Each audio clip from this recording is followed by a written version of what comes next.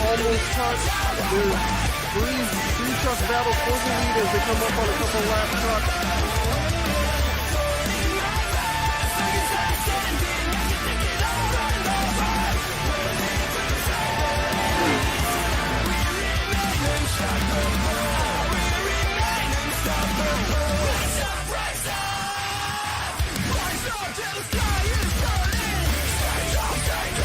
Luis is definitely not going to let him in. He'll go in and slip the second. He's going to take him 3 wide down to 5. DeRuis tries to go block and he quick. And here comes Chris Smith off turn number 4. Wesley Pistol might have a shot at the win here. Here they come to the line. Oh, he gets the back. And Pistol.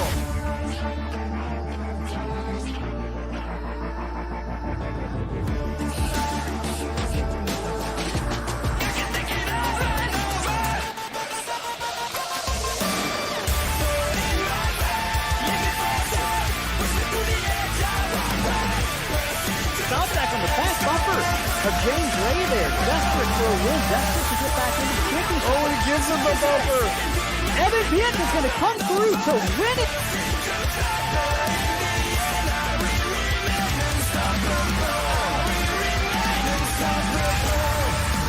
Coots hanging tough.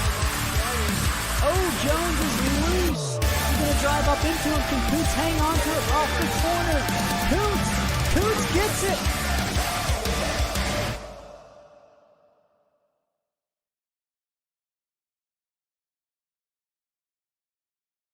If it's Tuesday, that means Apex Energy Series racing from the Slingshot Racing League.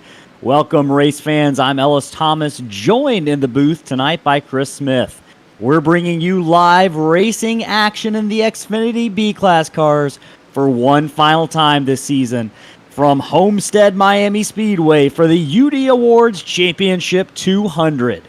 Tonight, after 14 weeks, Justin Wilson and Jacob Bradley have only 5 points standing between them as the season reaches its final note, a climax 112 rotations around the sun in the making. Wilson hopes to become a 2-time Slingshot champion, while his teammate Jacob Bradley hopes to earn his first. More about that title fight shortly, though. The Homestead Miami Speedway owes its existence to a natural disaster. Building the circuit was a key part of the plans to help the city of Homestead rebound after the devastation caused by Hurricane Andrew in 1992. The new facility was a colorful addition to the racing scene thanks to its brightly painted buildings and walls, which mirrored the aqua, purple, and silver Art Deco style of old Miami.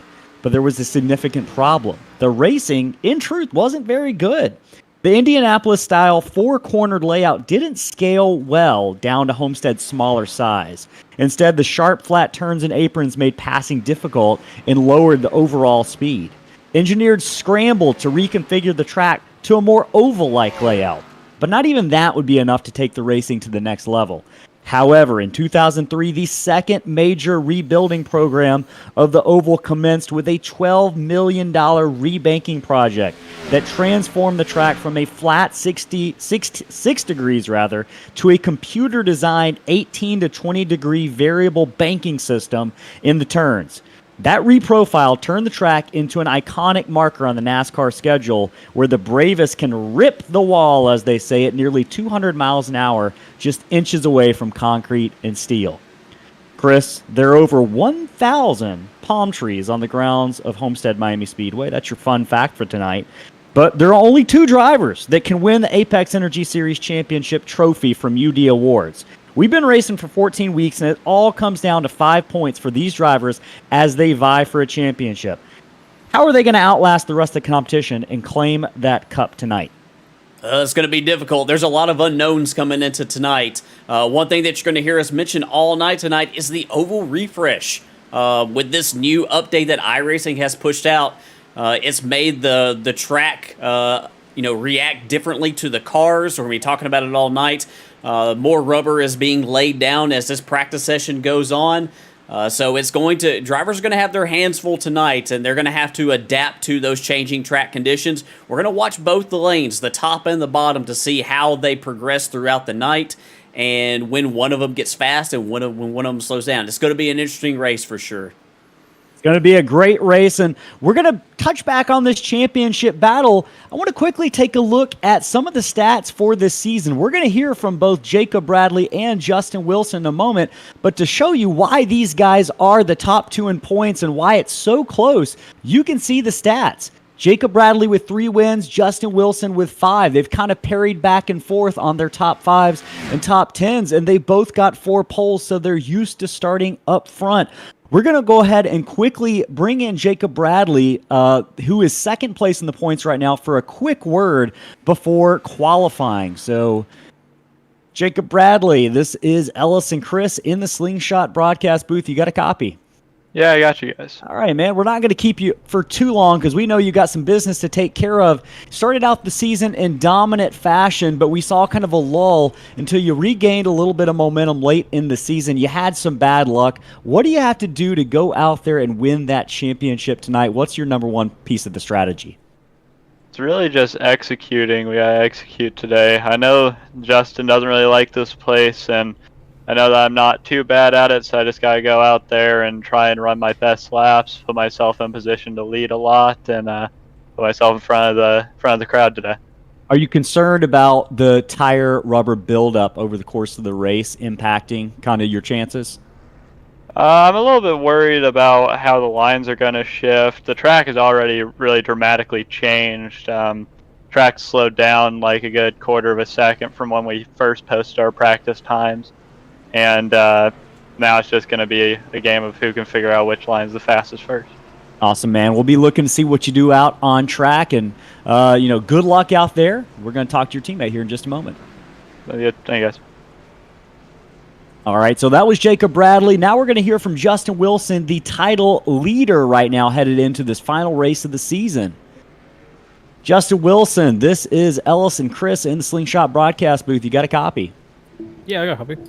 And we're just talking to your teammate, Jacob Bradley. He said it's going to be about execution tonight. What do you have to do to execute here at a track that we've seen you race at before? And would you put it in your top 2 or 3 tracks that are your favorites? Or maybe not so much? It's like this Homestead's like my worst oval. I've always struggled here. So, like I said, it's going to be about execution. I'm just going to have to play my cards right. I don't feel very fast, but we'll see. We'll see you. And if there's anyone who's going to go out and claim that they're not good at this track, then probably find themselves in victory lane. We've seen you do it before, so we're not counting you out by any stretch of the imagination. You got that 5-point cushion. Quickly though, stage points. Does the racing for stage points change your strategy of the race tonight? Oh, there's a lot of points that matter. I mean, getting the pole matters. Trying to lead laps matter. I mean, it's those little nickel and dime ones are the ones that are probably going to lock it in for one of us. The stage obviously is huge with the extra point advantage.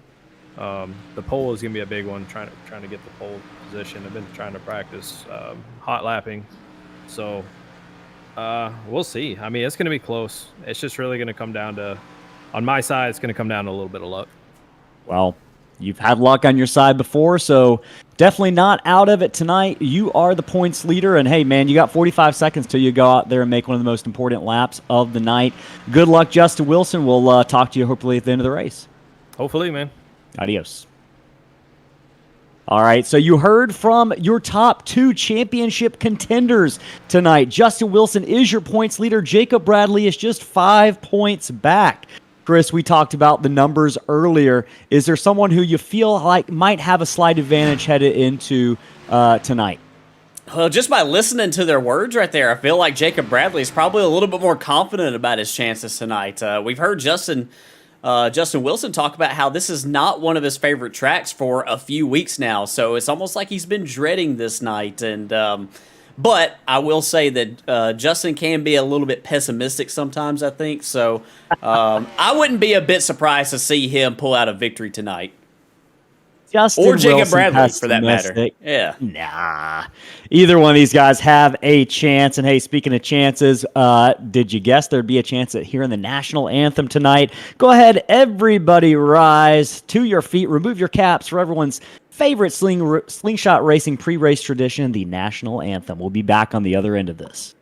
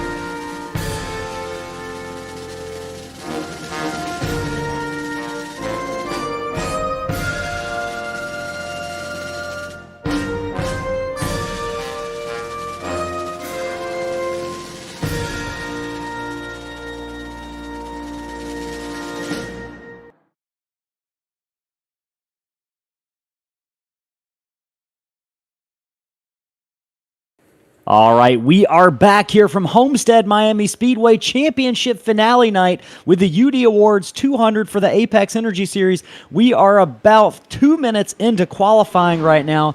Every race, we like to set up the race with some stories to follow for our viewers if you're joining us for the first time or you've been a long-time follower. Let's talk about what you can expect over the course of this race. First thing we're going to bring up, Chris, are the points. We've been following that championship battle all pre-race long. I don't know how much we need to beat a dead horse with talking about first and second. You can see on those championship points, only 5 points separating Justin Wilson and Jacob Bradley, who are watching on the track right now. That's a tight battle, but also just as tight of a battle going on back there for third place between Scotty Sobczak and Rye Jones. Scotty Sobczak, last week's winner at Richmond, propelled himself up to the third spot, while Rye Jones, who's had one of the most consistent seasons I think we've seen in Slingshot Racing League history, is sitting there in fourth, just 6 points back. So almost as tight of a margin between third and fourth as there is first and second. Rye Jones hasn't gotten a win, Chris, and he's got speed at Homestead. We've seen him run pretty fast here in the past, so we'll be keeping an eye on that Pensacola, Florida driver here with his home state race. And you can see also kind of a tight battle between fifth and sixth between Randy Bechtel and Johnny Rapp. One little annotation I want to make to these driver point standings is we haven't talked about it a lot throughout the season, but we've also been running a team championship. And a couple of weeks ago, Payday Racing Purple, which ironically is Justin Wilson and Jacob Bradley's team, claimed the first ever Slingshot Racing Team Championship. So congratulations on what amounted to a pretty dominant season by those Payday Racing Purple drivers. But we'll talk about these other stories. The first story, in addition to the points, Chris, last week was a bit of a departure from the type of racing we're used to seeing. There were 9 cautions at Richmond last week. What can we expect to see from drivers this week headed into a much bigger track? Is there going to be any bit of a hangover from Richmond? Possibly a little bit. Maybe some drivers who have some feelings hurt a little bit from last week. Sometimes when drivers have feelings hurt, not necessarily, mad at somebody else, but just mad at the situation, they can go out here and sort of, make a little bit of a mental error because of that. So that's definitely a possibility here tonight. I don't know if we'll see that, though, for the most part, because, this is a very different track, very different style, very different mentality that you have to have here at Homestead, Miami. So our drivers are really good, and I think that they're going to recover not very well from last week. All right, we'll be keeping an eye on that. What about this new tire build-up model? It's been an oval refresh. We've been talking about how the track evolves over the course of the night. We heard Jacob Bradley talk about how it might affect lines with guys switching up their lines over the course of the race. What can we expect to see from that? It's going to be interesting. I think that's the big story tonight, other than the championship battle, is just watching the difference in speed with the lines. One thing that we noticed on Sunday night in that practice race is that by the end of it, and see, we only went 60 laps in that race, was the bottom lane, which had been dominant, got super tight late in the race. So I'm gonna be very, very curious to see how the track evolution changes over the course of the night, and what the drivers have to do to keep up with it. Absolutely. And last thing we're going to mention here before the cars start rolling off the grid is this idea that stage points could determine the champion tonight. 10 stage points, or 12 rather, on the line on lap 60. The winner will take home 12 stage points. Second place will take home 9. So there's a 3-point gap between first and second. Right now, with Jacob Bradley winning the pole, he could draw even essentially with Justin Wilson if he wins the first stage on lap 60, Chris. So that is going to be something to follow. We've seen stage points have major implications over the past couple of weeks. We'll be keeping an eye, waiting for lap 60 to see if Jacob Bradley is able to inch any closer or Justin Wilson's able to open the gap just a little bit. Right now, we are going to hit the starting lineup. Jacob Bradley is your Evan Pienta Designs Pole Award winner tonight. Going to be starting on the front row, joined by Aaron Smith in the 70 car, starting on the outside pole. Randy Bechtel in the 51, going to be starting third. Nick Lucci, Slingshot newcomer, going to be starting fourth in that Goodyear number 96. And Chris Pierce, who continues to just get faster and faster each week in that Apex Energy number 65, going to be starting fifth. And Chris, you have to go back to row 3 to find Justin Wilson, who's going to be starting on the outside of row 3, 6th position for Justin Wilson. He's got some work to do ahead of him. Rye Jones, we're going to hear from him in a minute, starting 7th.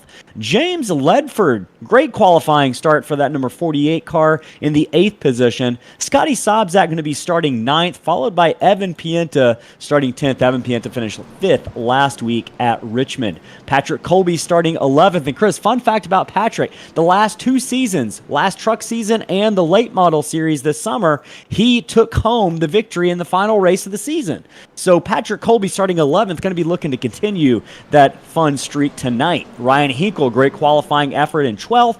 Wesley Pistol going to be starting 13th. Chase Berry, Payday Racing teammate, 14th. And Patrick Piper going to be starting 15th in that number 38 car. All right, so drivers working their way around the front stretch. The rest of the starting lineup going to scroll across the screen. We're going to take 15 seconds to hear from Rye Jones. We'll bring him in.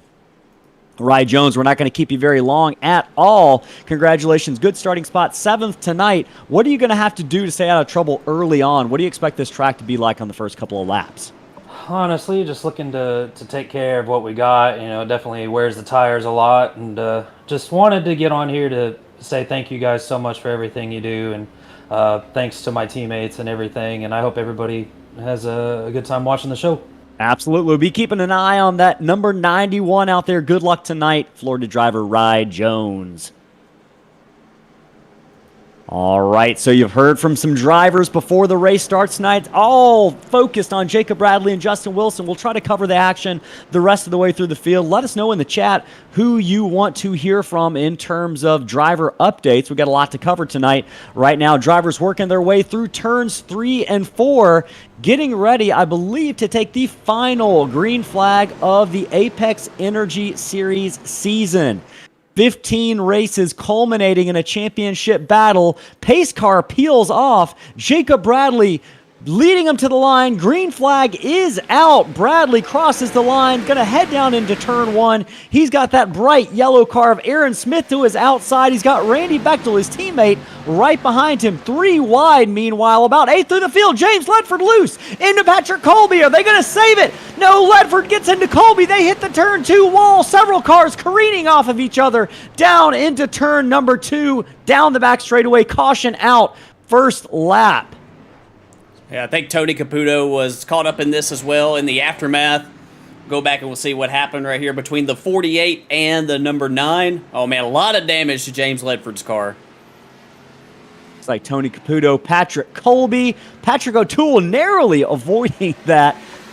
Man, early, this is something similar to what we saw a couple of weeks ago, Chris, at Nashville. The good news is we ran the rest of those 150 laps at Nashville without a single caution. So James Ledford, great starting position, but just gets a little bit loose through the corner. And that, Chris, trust me, there's another driver who might be in this broadcast booth who's done that before in a Slingshot Racing League race at Homestead Miami Speedway.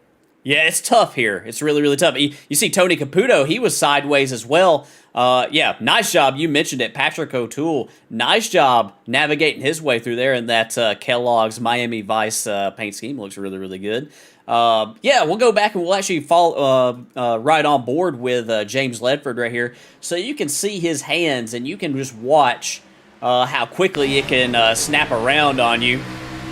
Here we are looking straight ahead at Justin Wilson. He's going to enter really high, and it just, man, he's got the wheel straight, and it just comes around. It looks like it's straight at least, and just comes right around on him. Unfortunately for Patrick Colby, an innocent victim in this, and he gets caught up along with Tony Caputo.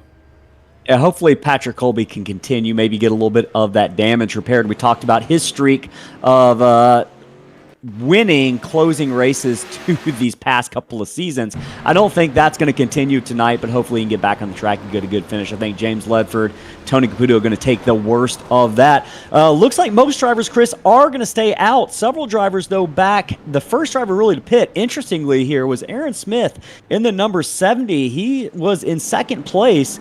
Johnny Rapp came in, Nick DeCesare, Patrick O'Toole, who you mentioned, of doing a good job avoiding that wreck here on lap 1. A few drivers came in. I don't know, based on their times, I'm looking how much time they spent on pit road. I don't think they took tires. I think maybe, Chris, they might be going for stage points here, hoping they can stretch their gas tanks to make it to lap 60. I think that's the only advantage that can be really gained by coming in here as the drivers come across the line here. Lap number 4, I believe we're going to get the one to go. I believe the lights might be out on the pace car. We're going to line them up, double file again to try to get another good start here. And I'll remind viewers, we did the same thing at Nashville a couple of weeks ago, lap 1 caution, but ran the rest of the race under green. So Jacob Bradley is your leader. Randy Bechtel second. Chris Pierce moves up to third with Nick Lucci fourth. Justin Wilson, keeping an eye on that title fight, is going to be starting in the 5th position on this restart. Hey, one thing I did want to mention are the fans. You're tuning in right now on YouTube or Twitch. We're grateful for every single one of you who has watched a race this season, whether this is your first race or you've been a long-time devotee of Slingshot Racing like Don Hilbrunz, John Rapp, and several other fans in the chat. AF Pops and King Starger over on the Twitch side. We're grateful for you, which is why we're doing a giveaway. If you look at the chat pinned on the top part of the chat on YouTube, you can find out how you can win a set of 8 1/64th scale raced version diecast. We'll talk more about that later. Right now, pace car getting ready to peel off here from Homestead Miami Speedway. Jacob Bradley going to try to lead him down one more time. His teammate Randy Bechtel is to his outside. He hits the throttle. We are underway again here at Homestead Miami Speedway for the Apex Energy Series UD Awards finale at Miami. Bit of a cleaner start this time. Bradley and Bechtel a single file. Chris Pierce got Nick Lucci to his outside. Justin Wilson has his teammate Rye Jones to his outside as well. 3rd and 4th, 5th and 6th, all side by side right now. Great battle going on between Justin Wilson and Rye Jones. 2 different approaches, Chris. We are seeing these cars scattered all over the track right now. Different approaches to the lines they are running. And you can see on the outside, there's a lot of momentum to be had on that outside line right now. There is, and we're going to watch this track tonight. We're going to watch the evolution of it to see how it changes over the course of the night. Just because a line is fast right now does not mean it's going to be fast at the end of the race. If I was a driver out there, I'd be looking at what James Ledford did on that first lap. James went all the way up to the top, turn 1, lap 1, and that car spun out on him. So I think that a lot of drivers saw that. They're running down the bottom. Of course, Rye Jones back here in the 5th spot. He ain't afraid of anything, and he's all the way up there next to the wall. No, Rye Jones is not afraid of much. If there's a driver who's going to rip the wall early on, it's going to be driver 91, Rye Jones. We talked to him in pre-race. Right now, got a good run going. He's starting 7th. He's up to 5th. You can see a little bit loose off the corner, but look at the run he's going to get on that number 58 of Justin Wilson. Going to see if he's going to dive down, try to take a bite on the bottom here. It looks like he is going to follow Justin Wilson down to the inside. Got a couple other battles going on the track right now. Scotty Sobczak and Evan Pienta battling for the 7th position. Pienta is the car that is 8th, looking for the 7th position. Now on the outside of Sobczak. Usually it's Scotty Sobczak. We see a guy going up top pretty early. Yeah. But right now it's Evan Pienta in those Miami blue and purple colors. Not Miami University, but the city of Miami. Look at that run. He gets off the corner. Yeah, you mentioned it. You know, we normally see Scotty Sobczak up there high. I think that Scotty is actually probably one of the best in slingshot at running up on the top. He also didn't quite have the qualifying run that we're used to seeing out of him, so he's going to have to make up some ground here at the beginning of the race, but I wouldn't be surprised at all to see him start moving up. He was very fast Sunday night in the practice. Yeah, very fast. You can see Scotty Sobczak goes to the top of the track right now. Going to see if he can try to get back by Evan Pienta here. This is a battle for the 7th position. You can see that outside helps him get the momentum. Not only that, he might try the 2-for-1 special as he heads down into turns 3 and 4 here. Scotty Sobczak, that red, white, and blue Pine Mountain Auto Supply car, working that outside. Look at this run he's going to get. He might, unless Pierce closes the door, he's not going to do that. Sobczak's going to draw even with him, headed down into turn 3. Great run off the corner here for Scotty Sobczak. Lap 10 of 133 in the books here for the Apex Energy Series from Miami Homestead Speedway here. Great run off the corner for Sobczak. He's going to move into the 6th position. It's really single file as we watch Rye Jones looking like he might be interested in making a move on Justin Wilson, his Payday Racing teammate, up ahead of him. I'm looking at Johnny Rapp back here. This is a battle for 15th position. Johnny Rapp came in earlier and got fuel, working on getting by Kyle Dewey. I know we got some Dewey fans rooting for that number 33 in the chat on Twitch right now. Speaking of fans on Twitch and YouTube, let us know who you are rooting for in the chat. What driver are you here to support tonight? Watching Johnny Rapp try to work his way by Chris Blassie. I know we got some Rapp fans, John and Brittany Rapp in the chat right now. We appreciate them joining us. Watching Johnny Rapp's roll speed. Great onboard camera here, Chris. Yeah, you can see Johnny right there. He's got that roll speed advantage right now because Chris Blassie, the car in front of him, is running higher. Chris Blassie does not have the roll speed in the center of the corner. But where he's missing out on that roll speed in the center of the corner, he makes up on corner exit because he's running that top group. But I think that Johnny Rapp is rotating well enough on the bottom here. He's going to complete that pass and move up into the 14th spot. Johnny Rapp moving on up through the field after that early pit stop. He's counting on trying to get that lap 60 stage point. Lap 60 stage point, you mentioned it. They are going to be going for those stage points. Every point matters tonight. 12 points going to the driver who leads at lap number 60. And with only 5 points separating Justin Wilson and Jacob Bradley, every single point, Chris, matters tonight. Lap 13 of 133. We've been clean and green since that first lap caution. Jacob Bradley leading, but Randy Bechtel not letting him get too far out. But Bechtel in second's got Nick Lucci. I know we got some Lucci fans in the chat right now. He's got Nick Lucci breathing down his neck in that blue and yellow car.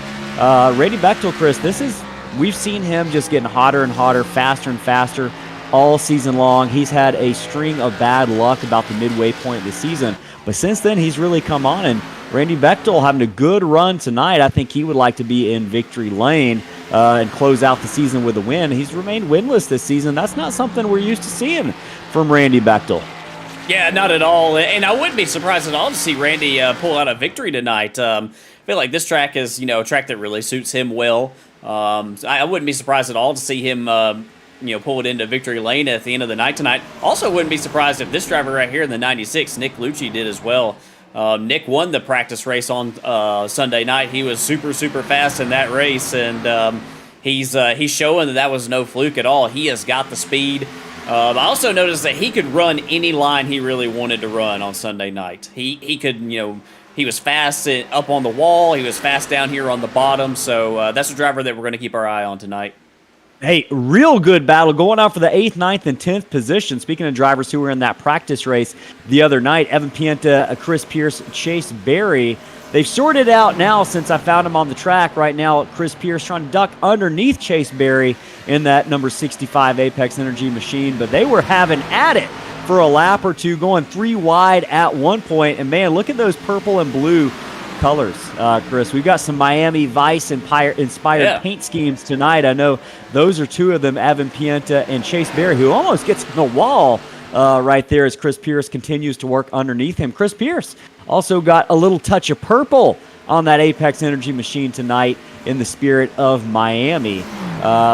I love seeing it when drivers kind of take the initiative to do these sorts of things. Usually we've had a couple of ideas thrown out this season. We've been doing the throwback paint schemes for a while, but we had some folks run pets on their cars earlier on in the season. Everyone was gracious enough to run a decal on their car and a couple of special paint schemes honoring my mom, who passed away earlier this season, and Paul Thomas's wife. But it's cool seeing these paint schemes and these drivers get creative with them, and these are just a couple of examples. We'll touch on a couple more later on in the evening, but great community here. I like to see this kind of stuff. So good racing right now. Sean Johnson and Wesley Pistol just a little bit further back have a little scrum going for the 12th position.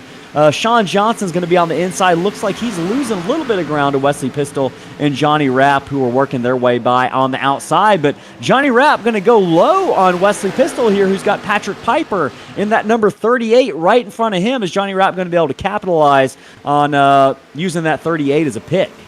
Johnny Rapp is really rolling the bottom nicely. Not seeing many cars, in this area of the field rolling the bottom as well as he did. Kind of missed the bottom there a little bit, but his speed in the center of the corner is very, very impressive for as low as he is, and he's making up a lot of ground. You mentioned him before, Ellis. Chase Berry. I'll give a quick call to Chase Berry right here. This is probably the highest we've seen him running this early in a race, other than the road courses this season. He's decided he's going to let it all hang out tonight, and no saving any tires. He might be saving a little bit, but he's not doing any type of alternate strategy or anything like that. He is running really, really hard, and he's got that thing all the way up there on the wall. So impressive run, impressive speed early on from Chase Berry, as that battle for the 10th position right here, 9th, 10th, 11th, just heats up as Johnny Rapp closes in on Patrick Piper and Chris Pierce. Yeah, just about a car length separating 10th, 11th, 12th, 13th, 14th, 15th. I'm looking as far back as I can. All of these drivers stacked up on top of each other. Not an easy task to pass tonight, but there are multiple grooves to do it. And we've seen all drivers pretty much feeling their way around the track tonight. Lap number 20 of 133 in the books here from Homestead Miami Speedway for the Apex Energy Series UD Awards Championship finale. Chris, I think it might be a good opportunity to got a quick battle for. I got a quick battle for 4th right here, involving one of our championship contenders. Rye Jones trying to go around Justin Wilson, move up into the 4th spot.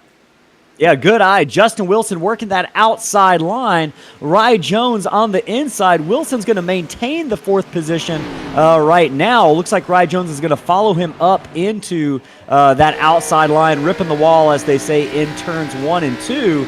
Justin Wilson's going to have the upper hand on that battle for now. Well, Chris, I think what you were saying was much more important than what I was going to say. I was going to draw a little bit. Trust me. Once you hear what I was going to say, you're going to agree. I wanted to shout out to Brittany Rapp. Wilson in the wall. We're not going to get to this much less important comment. I'm gonna let this breathe for a second. Let's watch this battle going on between the 58 and the 91. This is an important battle. This is Justin Wilson. It is your points leader with Rye Jones hot on his tail. But Wilson, we mentioned, Chris, the dangers of ripping the wall. You're just inches away. We mentioned in the race opener. That can turn south really quick, or turn north, I guess, depending on what car direction the car is facing. You and I both raced this practice race Sunday night, and we noticed that once one of these cars gets in the wall, it's pretty darn difficult to get it off the wall. Am I right? You're right, and a lot of it's just, the design of the wall here. It's just very, very hard to turn it up off the wall. You almost have to come to a complete stop to do it, and it looked like a tad bit of contact on our end, and it might not have even been contact on Justin's end, but he was super close to it, and I think that's something to keep in mind tonight as this race goes on. Like risk versus reward. Yeah, there might be a little bit more speed just running maybe an inch higher than you had the previous lap on that top groove. But, is the risk worth it? I think that's something that we're going to have to keep an eye on all night. And, if you're somebody like, Rye Jones right here, you're not battling for a championship. You're battling for the best points position that you can possibly get, battling for third in points, but, you're not battling for a championship. So, got a little bit of pressure off of you. You can go out there and you can try to find those extra, hundredth of a second up there in that top lane.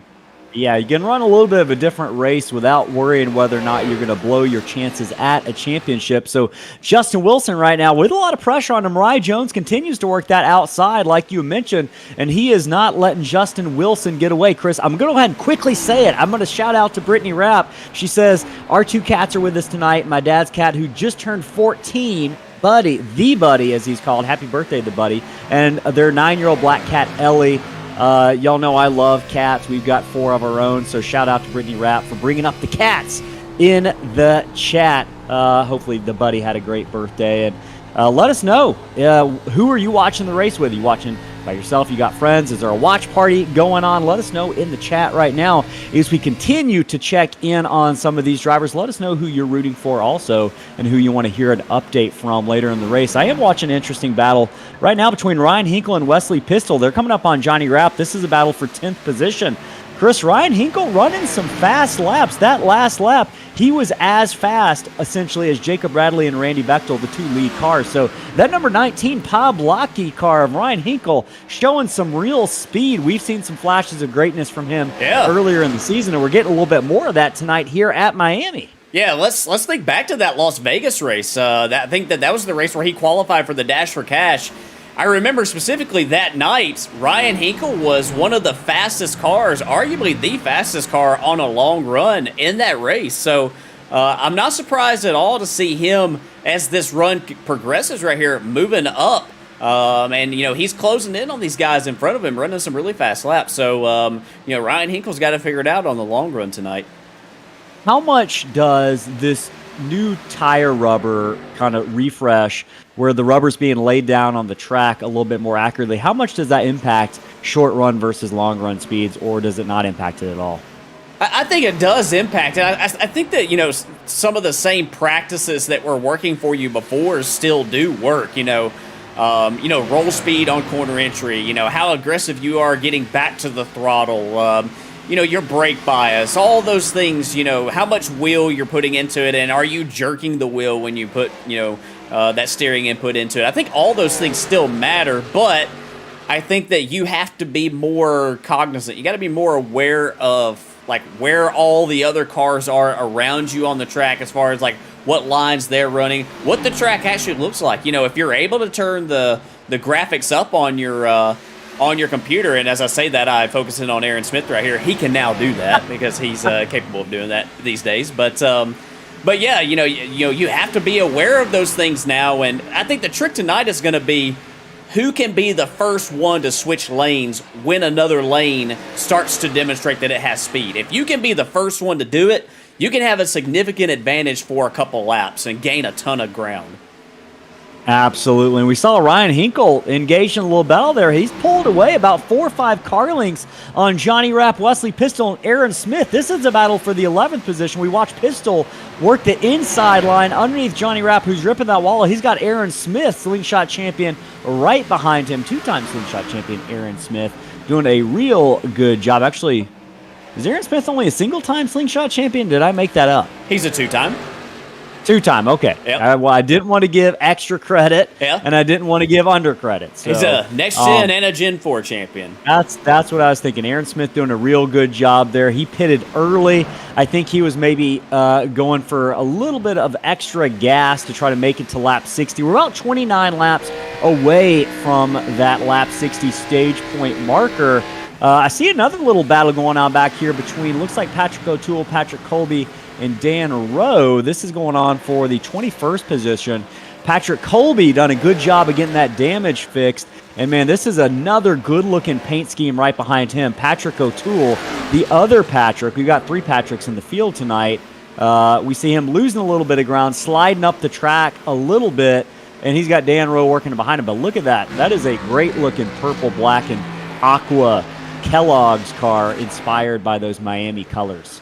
Yeah, absolutely. That's those colors look really, really nice. And, man, they get really close Be together. careful. We were about to have some torn-up race cars there for a second. I think Rowe and O'Toole both held their breath there for a moment. Hey, shout out to Patrick O'Toole for a couple things. First of all, he finished 9th last week at Richmond. Really good job by that driver who's had a string of bad luck in the couple of races before that. Tried to pull the crossover here on Dan Rowe in that number 68. So great job for him, 9th at Richmond, but Patrick O'Toole is also running 2nd in the Hard Charger Award presented by Apex Energy.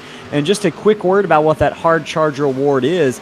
We calculate the cumulative average of positions gained over the course of a race from where the drivers start to where the drivers finish. And on average, Patrick O'Toole is at about 9 positions gained per race. And he's running 2nd in that award right now. So Patrick O'Toole hoping to have a good run. Right now looking at where he started tonight, Chris, he started 28th. He's up to 23rd, so up 5 positions. I think that's probably going to do his average pretty good if he can build on that just a little bit tonight. Absolutely, yeah. He's doing good work, and you talked about him missing that wreck earlier. That could pay dividends at the end of the season and collecting that award. Man, we got a heck of a battle here between teammates. Rye Jones is still... Oh, some contact! Rye Jones, Justin Wilson, that's your points leader. Jones in the wall, Wilson in the wall, Chase Berry, 3 Payday Racing teammates. Johnny Rapp also in it, track blocker in turn 1 and 2. Chris, major championship implications here at Homestead Miami Speedway. I cannot believe that just happened. Oh man. We'll have to go back Justin Wilson is not going to be happy with his Payday Racing teammate of Rye Jones. We're going to hop back to the scene of the crime here on lap 36 to see if we can figure out what happened. Great job pulling up that battle just before it went incredibly bad, Chris. Oh, Chase Berry slid into it. You mentioned it, Ellis. Johnny, man, it's just a Payday just junkyard right there in 1 and 2. Man, it looked to me like Justin Wilson maybe got into that corner just a little bit more gingerly than his teammate Rye Jones expected him to. Yeah, just a little bit of misjudgment. They were racing really hard. I was about to talk about how clean they were racing. It was really clean up until that moment. So we're going to have to check here. That is going to have a major impact on the championship. Justin Wilson, look and see where he slipped back to, seeing if we can see how much damage he got. And while we're mentioning that, I should say this is also probably going to bring most drivers down pit road. We're watching green flag pit stops right now. Jacob Bradley and Randy Bechtel leading them down as we continue to watch this replay. Does Justin Wilson look like he's got a car that can be repaired and maybe get him back in this race? I think he towed. Back to the pits. I think he's putting it on the truck. I think he's done for tonight. Put it up for tonight. I think that the damage was not bad. I mean, it was going to be hard to be competitive with that damage, but anything can happen. To Jacob Bradley. I don't know if it's because of frustration. Looks like Randy Bechtel's going to win the race off pit road there. Bechtel's going to win the race off pit road. Bradley's going to come out second. Evan Pienta third, followed by his teammate Nick Lucci coming out fourth, with Scotty Sobczak and Aaron Smith right behind him. And we're going to go back. Wow, this race took a major turn on lap 38. We might have the championship decided a little bit early tonight unless Justin Wilson's able to pull out some sort of miracle, Chris. Yes. I think that it might be over with now at this point. And, man, I just think that it was just a little bit of a misjudgment right there. I think that Rye Jones had been trying to get around Justin Wilson for a while, and he was a little bit faster than him, I think. And, all these other guys, Evan Pienta, Scotty Sobczak, had caught up to them. Here is Rye Jones all over at my corner entry and just maybe misjudged it a little bit and, got into the back of him. We'll actually ride on board with Rye Jones right here on corner entry, show you what the driver of the 91 saw as he entered the corner. We'll go all the way back here to the exit of 4. Yeah, it's going to be a good view. I'm curious to see what this looks like. it's just hard to tell, if, is that the same, line that Justin had, is that the same entry point that Justin had? Or did Ryan just get in a little bit deeper than he wanted to? Nevertheless, the result is Payday Racing teammates make contact, and unfortunately for Justin Wilson, he's going to get the short end of the stick on that one. Man, you can't script it worse than that. One teammate taking out another teammate, obviously unintentionally here on lap 36 of 133. We're yet to reach the halfway point. I thought we might have Kyle Dewey leading him to the restart here in a lap or so, but he looks like he was just staying out to lead a lap. I know he's probably looking to get some airtime for his buds in the Twitch chat. The spreadsheet crew, as they call themselves. Shout out to those guys, AF Pops, as well as everyone else in the chat watching for Kyle Dewey in that number 33. Randy Bechtel going to take the lead right now. We're about three-quarters of a lap away from the restart. Going to be on lap number 41. We're at about the third waypoint of this race, and if you're just joining us, this race has taken a major turn. Justin Wilson came into tonight with a 5-point lead over his Payday Racing teammate, Jacob Bradley, but just a moment ago, Justin Wilson taken out of the race by his Payday Racing teammate, Rye Jones, headed down into turn 1. And that might very well hand Jacob Bradley the championship for all intents purposes here, unless something drastically changes very quickly, because Jacob Bradley is scored in second place. He's not going to be the leader leading them to the restart, though. That's going to be Randy Bechtel in these Miami. Look at that. That Dryden, or I say Drydini car, purple, green, and white. That is a good-looking pearl paint scheme he's got going on there. Right now, pace car peeling off. It's going to be on Bechtel when he hits that blue Geico restart zone to mash that throttle. He's going to hit it. We're underway again for the Apex Energy Series Championship finale from UD Awards here at Miami. Bechtel leads him into 1, Bradley second, Evan Pienta third. Bradley almost closes the door on Pienta, almost gets a little bit of Pienta's front bumper there. Scotty Sobczak fourth, Aaron Smith fifth, Chris Pierce sixth, single file all the way back through seventh. The battle is Sean Johnson right now in 11th. Battling closely is that Scott Tompkins I see in front of him. Tight battle between Johnny Rapp, James Danforth. Scott Tompkins in that 25 who's had a bell. James Danforth off the wall. Sean Johnson just held his breath for a moment, Chris, because that 88 car looked like it was going to come down the track for a brief second.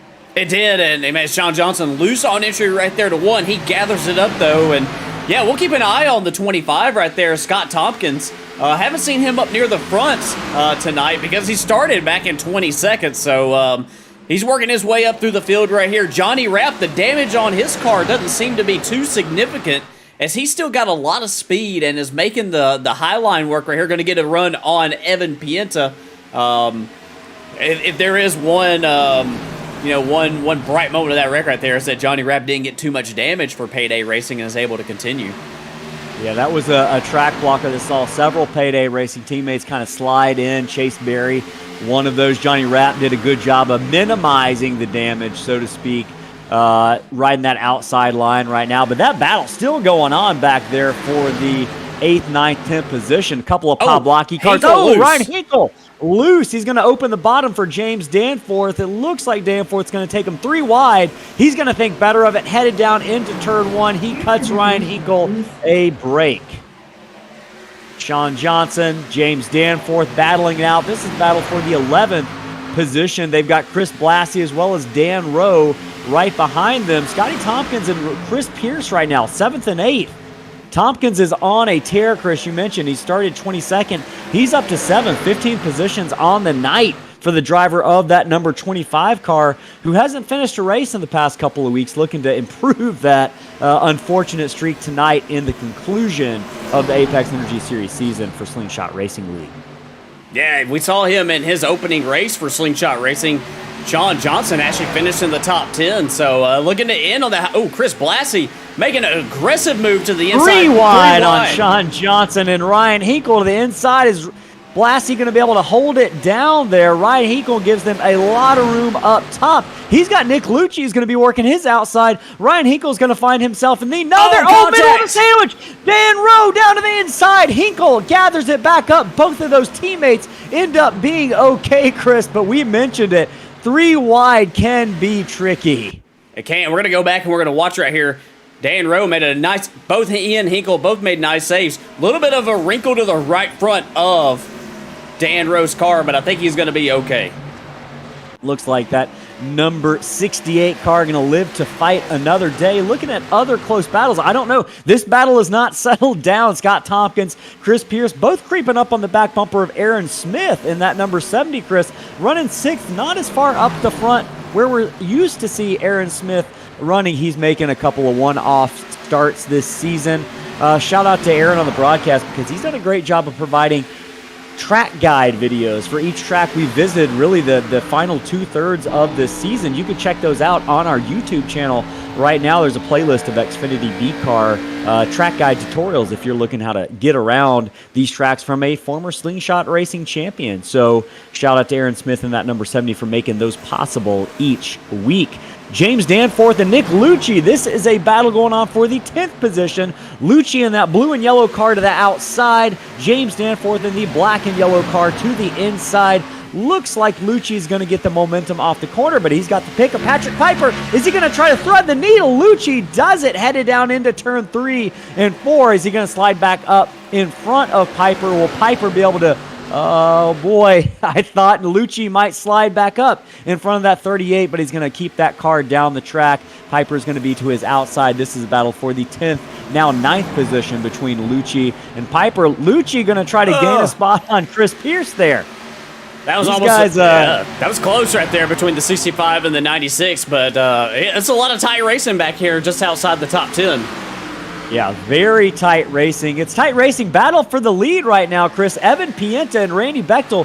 Pienta has found something the last couple of laps on the outside as the number 55 is going to roll by the number 51 to lead lap 49 of 133 here.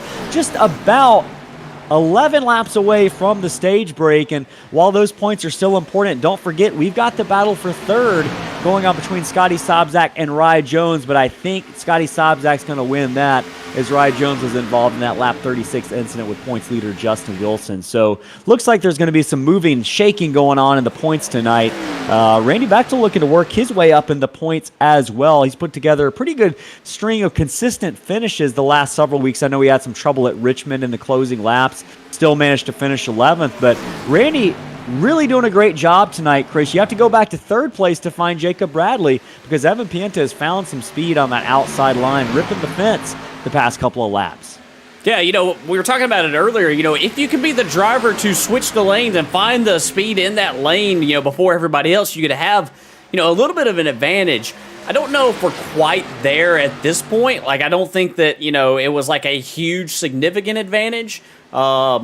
But I think it did, have a little bit more speed at that moment. And Evan Pienta has cleared Randy Bechtel to move up into that as Randy is going to battle back on the inside. Yeah, he's going to try to fight back on the inside. That white and purple number 51 of Randy Bechtel hanging tough with Evan Pienta here. Looks like Pienta's got that outside momentum. Going to see if Randy Bechtel continues to try to run that inside line. This is what you love to see, Chris. 2 drivers kind of committed to 2 different lines, and this works at a track like Homestead, Miami, that has progressive banking and these multiple grooves that drivers can run. As we watch the 55 clear Bechtel, but we'll see. Pienta's going to go take away his line down into 1. Randy Bechtel on the back bumper of the 55 gets him loose. Is he going to slide up, wash up off the corner, and open the door for Bechtel down in to turn 3? I think Evan Pienta might have shown his displeasure with the number 51 by cutting down on him there down the backstretch, Chris. Yeah, it might have been just a little bit of displeasure shown right there, but hey, these guys are racing hard. They're racing for the lead right here as Randy Bechtel really rolled the bottom nice right there. But he's going to give Evan the top. He's not moving up to clear him. I think that, Randy is showing right there that he wants the bottom. He wants to stay on the bottom, and he doesn't want Evan Pienta to do that crossover and put him on the top. Yeah, absolutely. Evan Pienta now working on that outside. Jacob Bradley seeing if he can take back that second position from Pienta, who picked it up from him a couple of laps ago. Right now, your top order, Randy Bechtel is your leader here in Miami. Evan Pienta second. Jacob Bradley working on second, but he's third right now. Scotty Sobczak fourth. Meanwhile, Johnny Rapp has worked his way into the fifth position. Aaron Smith in that bright number 70 yellow car is sixth. Scott Tompkins remains in seventh. Great battle, Chris, going on for the eighth position right now. Lucci in the wall there. I thought it was going to be a great battle, but trying to rip the fence did not go too well for Lucci there, who was running in eighth. He gave up a couple of positions and dropped back to 10th. Patrick Piper and Chris Pierce both raced by him on the inside. Yeah, and real quick, we're coming up. I know that the championship battle has kind of fizzled a little bit here, with the unfortunate events with Justin Wilson, but we are coming up on the stage lap of lap 60 here. Randy Bechtel, these are important points for Randy. If he wants to, try to continue moving up in the point standings, with Rye Jones now being out of the race. Yeah, I think Randy's got a shot at fourth. Yeah, so, I don't know if he, if, as long as Scotty Sobczak remains on track and running as good as he is, I don't know if he can get up there to the third spot, but, Randy's trying to get all the points that he can get here. Yeah, nice little battle going on, speaking of points, between Johnny Rapp, who is a former Slingshot Truck Series champion. Chris Blassie, he's now got to his inside. Actually, that's not Chris Blassie. Kyle Who Dewey. is that? Kyle Dewey, sorry. I think that... case of mistaken identity there. That's a lap car of Kyle Dewey, I believe. Yeah, I think that Kyle Dewey actually came to pit road. Not sure what happened there. It's like he came to pit road under green, like after the green flag fell. So, not sure why he did that. I know that he, stayed out, but I don't know why he made another pit stop. I wonder if he got a penalty of some sorts under that pit stop by any chance and had to serve it under green. I don't know, though. Did the caution flag pit stop penalties are those necessarily served under green? It just depends. I don't know if there was... I don't know if maybe it was like a restart violation of some kind or what it was. I don't know if it was a race control invoked penalty, but unfortunately for Kyle Dewey, he is now one lap down. He's got some pretty good speed right here. Got slightly fresher tires than some of these guys around him, and he's maintaining pace. But Aaron Smith is going to close up on the back bumper of him and try to insert himself into this battle for the top five. Yeah, Aaron Smith trying to get up there right now, working on the outside of that lap car of Kyle Dewey. Great battle, Chris, going on between Ryan Hinkle, Dan Rowe, Patrick O'Toole, and now Matt Kuntz coming in the picture back in the 18th position, really going for 17th. Sorry, with Dan Rowe in that 68 out front in that battle for 17th right now. Dan Rowe, Chris, I believe he had a real good finish in the top 5 last week at Richmond. He's a driver we saw have a really strong start to the season, but has kind of struggled. He's found himself involved in some wrecks, not of his own making over the course of the season, but this is a guy we were seeing for like the first 5 or 6 races, just finished top 10 after top 10 after top 10. So we've seen him kind of return to that form in recent weeks, but right now you can see that crinkled right front from contact with Ryan Hinkle earlier in the race. But right now, good little battle going on between these drivers for the 17th and 18th position. Patrick O'Toole not too far behind them. And Matt Kuntz, as well as Paul Thomas, running 21st, slipping into that battle as well back there. These guys right here are teammates. Ryan Hinkle and Daniel Rowe right here for 3D1M Racing. I think that it's going to be interesting to keep our eyes on this 19 car throughout the night. We saw the longer pace he had in that early stint. Is he going to, move back up through the field after that contact with his teammate? Patrick O'Toole in the wall. Kuntz has to duck left to avoid him. Almost had a collision down there, down the backstretch here at Homestead. Yeah, we almost did. Cut you off there. No, that's all right. They did a nice job of keeping it together, and we'll keep an eye on. Oh, his O'Toole is loose. Really saw. You can see him sawing on that wheel right there through the windshield. So we'll keep an eye on that and see if if he's got the speed that he had earlier, or if the track has changed and it does not suit the handling of his car now. Another driver, keep an eye on right here. Going to give a quick shout out to Chris Blassie right now, battling for the 13th position right here. Chris Blassie having a really nice run. Caution is out. Was that O'Toole? I think it was. Let's see if we can figure out what happened here. He showed up on my marker, but I'm not sure that's what... Oh, yeah, it was. Yeah, we saw him struggling before, and that's maybe just, and he gets, he corrects it back right there, and yeah, does a nice job of keeping it out of the wall. Doesn't stop driving it, and luckily we don't have any contact there. But yeah, we saw him struggling a little bit before. You know, when you make the right rear tire angry sometimes in these things, and you don't back off the next couple corners, it can get angrier and angrier. And I think that's what we saw, just that building tire temperature in that car. And corner exit's easy to do that here. Very easy to do that. Chris, we mentioned the championship battle has taken a slight turn here as we would get ready to watch some pit stops under caution from our leaders coming to get tires right now. But we still need to talk about this championship trophy that we see every race in the intro. It's an amazing championship trophy cup that emblazoned with the Apex Energy Series logo and Slingshot Racing logo. It's looking like, pending some sort of unforeseen circumstances, Jacob Bradley is going to take that home tonight. But we need to go ahead and hear from our partners at UD Awards. That, after all, is the UD Awards 200 Championship finale. So we're going to take a quick break while these drivers are making some pit stops, and we'll reset the running order on the other end of this commercial break.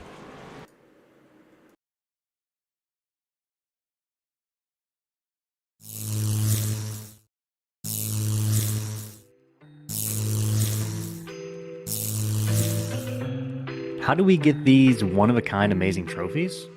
Well, we were fortunate to find UD Awards when we started our league. We reached out and we connected with Christopher, and we got started designing these one-of-a-kind works of art. The process was easy from start to finish. After just a few revisions, we finalized each one of them, and the team at UD got to work building each trophy from scratch. They're a small team, but they've got the ability to do just about anything your brain can imagine. And don't worry, if you're not an artist, they've got an entire catalog of unique trophies in pretty much any material you can imagine. Wood, acrylic, glass, and in the case of last season's trophy, metal. The best part, they're affordable. If you're looking for a trophy for your event or league, the choice is simple. UD Awards can give you exactly what you want.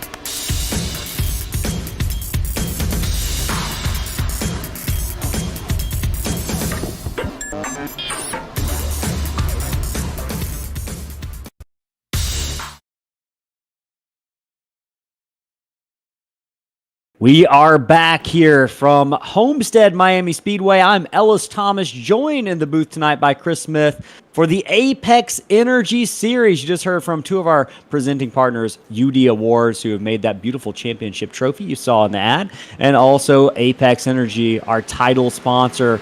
And hey, right now, we want to mention we're going to be talking about an Apex Energy Fan of the Season award just a little bit from now. But speaking of that, I want to thank everyone in the chat who's shown their support all season long. We are grateful for all of you. We're going to be awarding a free month supply of Apex Energy to one lucky fan later on in the race. But if you haven't already registered for the 8-piece raced version diecast set, 8 different cars, race versions, 164th scale or 164th scale diecast, you can go ahead and scroll to the top of your chat. There's a message pin there with a link to enter. And you don't have to be subscribed, but we always do appreciate the subscription. That is absolutely free. Just click on that subscribe button right now if you're watching YouTube, if you haven't already done so. Also smash that like button to let us know that you are liking the racing that you are seeing tonight. We'll talk more about the Apex Energy Fan of the Season in just a little bit, but right now Aaron Smith choosing the outside. He's going to be the control car on this restart. Johnny Rapp second. Pace car is going to peel off. It's going to be on that yellow car to mash the throttle. He hits go, and we are off. Back underway at Homestead Miami Speedway. Aaron Smith to the lead. Are we going to have a 3-wide battle into turn 1? No, it looks like Randy Bechtel's going to think better of it. Jacob Bradley to the outside. Johnny Rapp on the inside. Bradley really got the momentum going on the outside. Johnny Rapp is struggling. They're going to take him 3 wide down the backstretch. Those tires not quite up to speed yet, up to pressure. Scotty Sobczak moves into the 3rd position. Bechtel to 3rd. Evan Pienta to 5th position. Johnny Rapp all the way back to 6th position. Losing another spot to Scott Tompkins, who's going to move up into the 6th position now. Nick Lucci to his outside. Johnny is struggling, Chris. Johnny Rapp is on 2 tires. I was going to bring it up. He's on 2 tires along with Aaron Smith. Aaron Smith has lost the lead now to Jacob Bradley as well. Don't know if these 2 tires are going to work out well for these drivers. Oh, Paul Thomas almost crashes. Is he going to hang on to it? Paul gets loose off the corner. Oh, he is Looks crashed. like he might go. We are going to remain under green flag. Looks like Paul's going to hit the tow button, and we are going to continue racing. Drivers headed down the backstretch. Jacob Bradley is your leader. Aaron Smith second. He's got a gaggle of cars behind him. Randy Bechtel, Scotty Sobczak, Evan Pienta, and Nick Lucci. There's about a car length. Evan Pienta really loose. Evan Pienta off the corner. Is he going to get Tompkins? Tompkins avoids him. Evan Pienta runs over some bumps on the front straightaway. He's going to lose about 8 positions, but we are still underway. Green flag still out at Homestead Miami Speedway. Chris, lots of action going on. Little bit. Sorry about that. My replays keeps on kicking in without a few clicks, so thank you for letting me know. It's all good. Exciting, but not that exciting. Yeah, it's all good. As these drivers have straightened it out right here, and we're watching Aaron Smith continue to fall back here.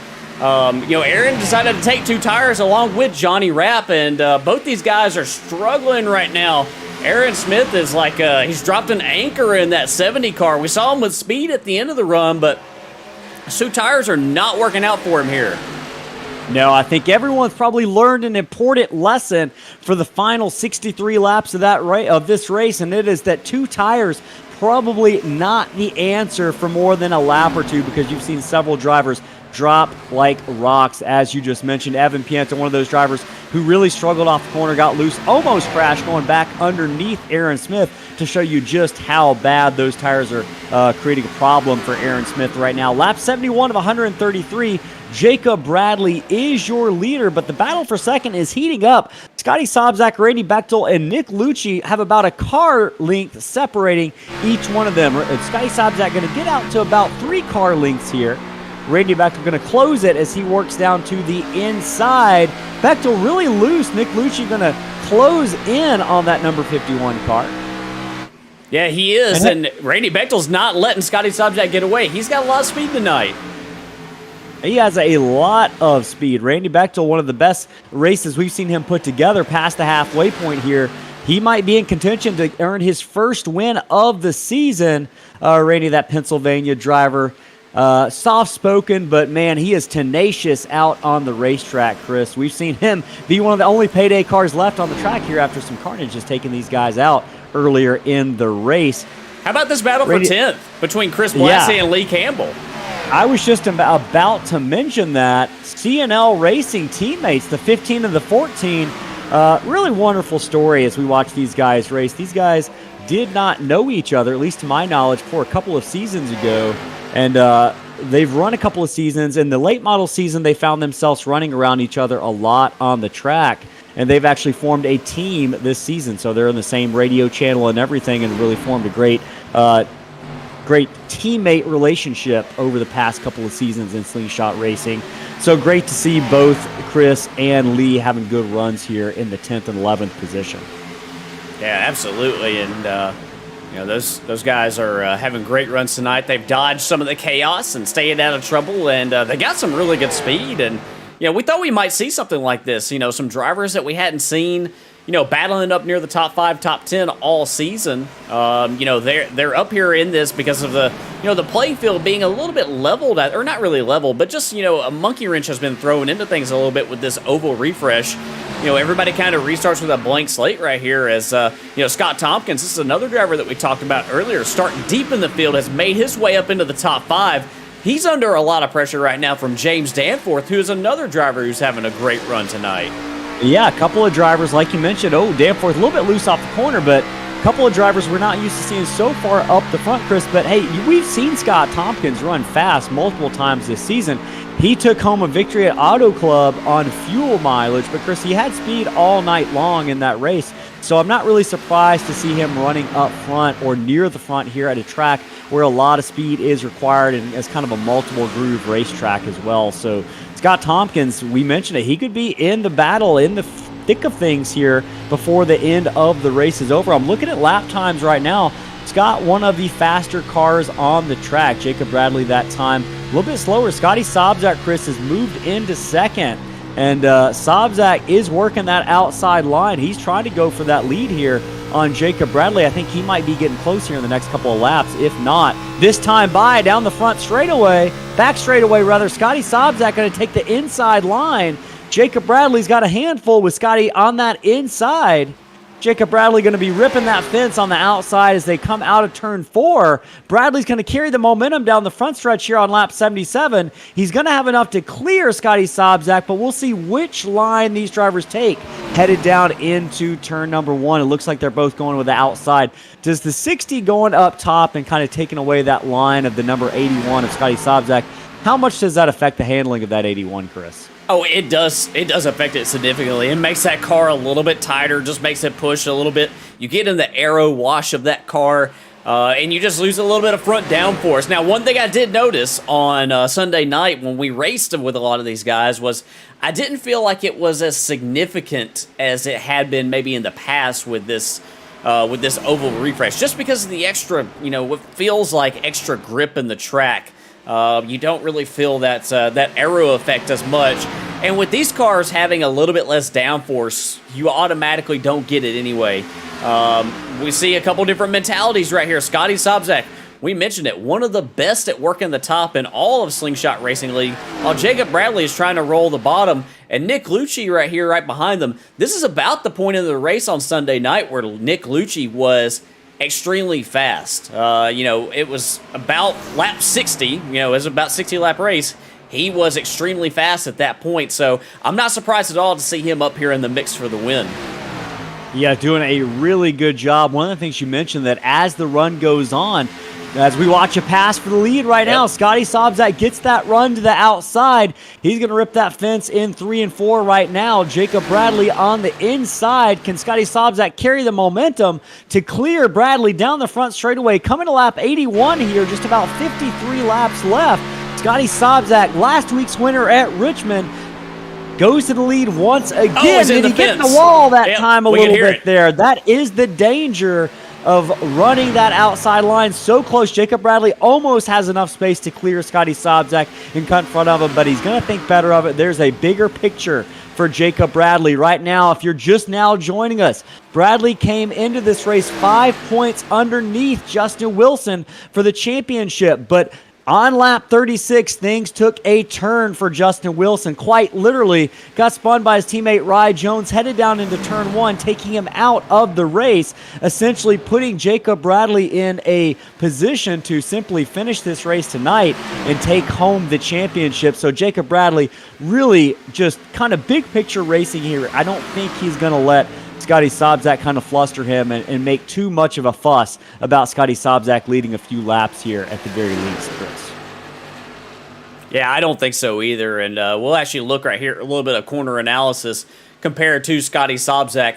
We'll check it down here in turns 1 and 2, see what they're doing, and where they are able to. How close they're pretty close right here. It looks like all the way around, so you don't see much separation between them. As Nick Lucci closes in on the back bumper of Jacob Bradley. Oh, now Lucci goes up to the top. This is what I was talking about earlier.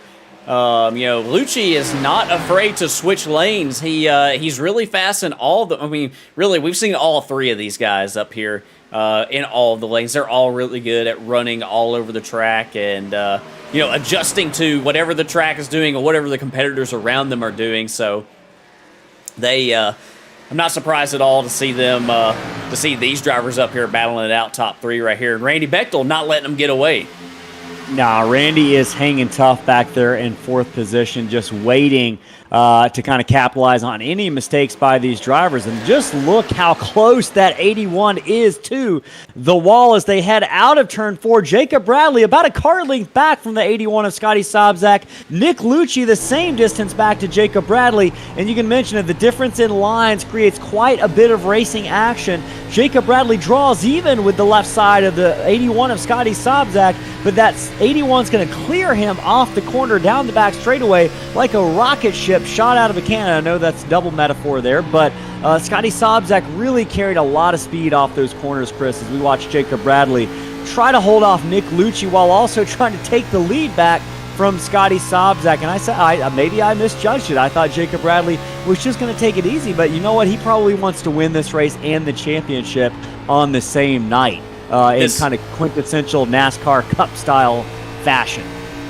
Yeah, and if you watch from this perspective right here, from the driver that's directly behind Jacob Bradley, Nick Lucci right here, you can actually see what Jacob's doing. He is taking it super, super easy right here. He is trying to roll that bottom as long as he can. It's a little bit of a straight track. This is a true oval. We don't have many 1.5-mile true ovals left in NASCAR. In fact, this probably is the only one that is left. And you can really see like how you have to have a little bit of a different mentality. It's almost like you make the entry to the corner right there. He's going to roll the bottom all the way through this time. Man, that is a really, really smooth line right there, and that line will reward you, I think. Even if the top might be a little bit faster right now, I think that line right there will be really, really good on the tires. Watch him down here on this end. We'll see if he does like almost the double apex in a way. Yeah, he kind of turns down a little bit right there late, and I think that's a really fast line. I think that's a way that you can gain a lot of ground here, and he's doing a really nice job of maintaining that gap without really pushing the car so hard as, he's going to go to the top this time, running the tire tracks of Scotty Sobczak. Yeah, Jacob Bradley kind of maneuvering around the racetrack right now. He's able to hold getting a run. Serve there with Scotty Sobczak. He gets a bigger run than I would have expected off the corner. Draws even now to the inside. He's going to clear Scotty Sobczak. He's going to try to slide back in front. I don't know if it's even close enough to make a difference. Jacob Bradley is your new leader once again here at Homestead Miami Speedway. Sobczak second, Lucci third. This is a 3-way battle for the win, but Bechtel, as you mentioned, Chris, has not let these drivers get away. Just about 45 laps left here. Final third of the race coming up from Homestead for the Apex Energy Series and Slingshot Racing League. We've got quite a battle for the lead. I'm looking at another battle going back here between Patrick Colby and James Danforth, 6th position and 7th position, Chris. Patrick Colby trying to get by Danforth. And a quick shout out to the driver of that number 9 who is involved in that lap 1 crash, Chris. He has made quite the comeback here. We said that he might not probably have a chance to win this race as he has done for the past couple of season finales for Slingshot Racing, but he's creeping back up and working on the top 5 in that number 9 Alabama Crimson Tide car. Yeah, he's doing a really nice job, and just patient, being very patient on the throttle right there. It looked like in the middle of the corner. He's almost got a similar line to what Jacob Bradley was doing. He's not doing it this time, but he. Danforth in the wall a little bit on the outside there. Yeah, just a little bit of contact, but I think he's going to keep on going just fine. But yeah, I like that line out of Patrick Colby. It looks like he's got a lot of confidence in running the bottom right there, and really patient on the throttle, really wrapping the bottom nice. Look at him just bury that left front right on that white line. Sliding just a little bit here on corner exit. They come off side by side. Man, it's hard to get any better than this track right here, isn't it? It really is. We talk about how much we love Homestead Miami Speedway. It's generally been our season finale, Chris, but we're going to be mixing it up a little bit next season. We're taking our season finale to Charlotte in the trucks. Homestead will still be in the schedule, but we're going to be moving the finale to a different track. Are you regretting that decision at all after watching some of this racing? Well, I'm a little bit partial because this is probably one of my favorite tracks in all of iRacing, but yeah, maybe a little bit, but Charlotte puts on a really good show, too, and it'll be good to mix it up a little bit next season. Oh, yeah. We love to add a little bit of diversity. We don't want to bore people. We don't want our drivers to get bored, so we're always trying to come up with ideas. And hey, Scotty Sobczak's got a great idea right now.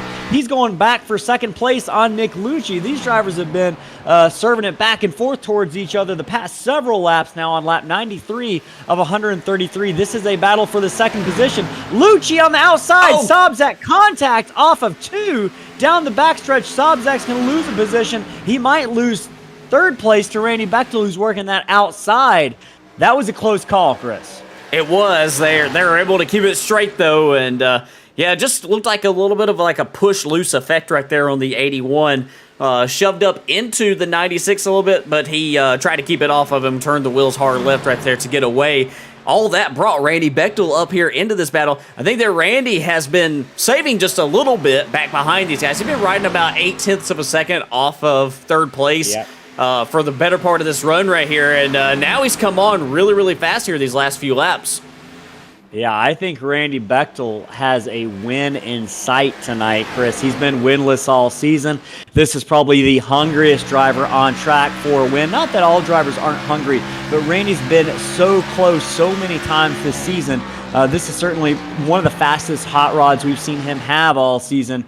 That Pennsylvania driver, the number 51, having a good run here at Miami. Third place, so all the Bechtel fans can rejoice. Hey, if you're in the chat right now, let us know. Who do you want to hear about? Which driver are you rooting for? We'll try to provide some updates here in just a moment. But before we do that, Chris, I think we need to pay the bills just a little bit to hear from our friends at Sim Racing Concepts for a quick commercial break.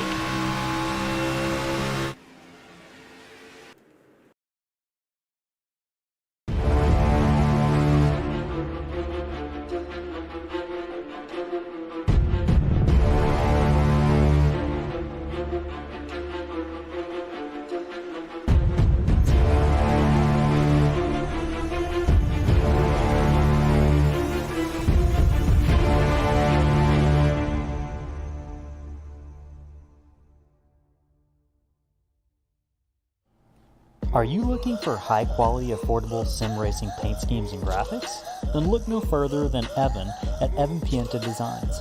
Driven by speed, Evan Pienta Designs offers a multitude of sim racing graphics, from liveries to social media graphics to team and series logos. To see some of the work done by Evan, or even race one of the public liveries he's made, head on over to tradingpaints.com and search Evan Pienta.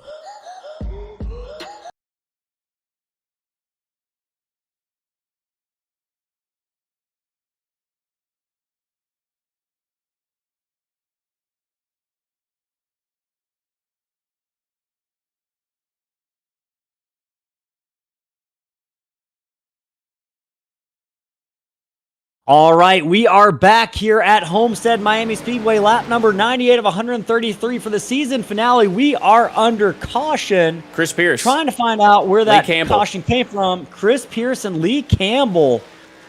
Oh, Kyle Dewey is spinning under caution here.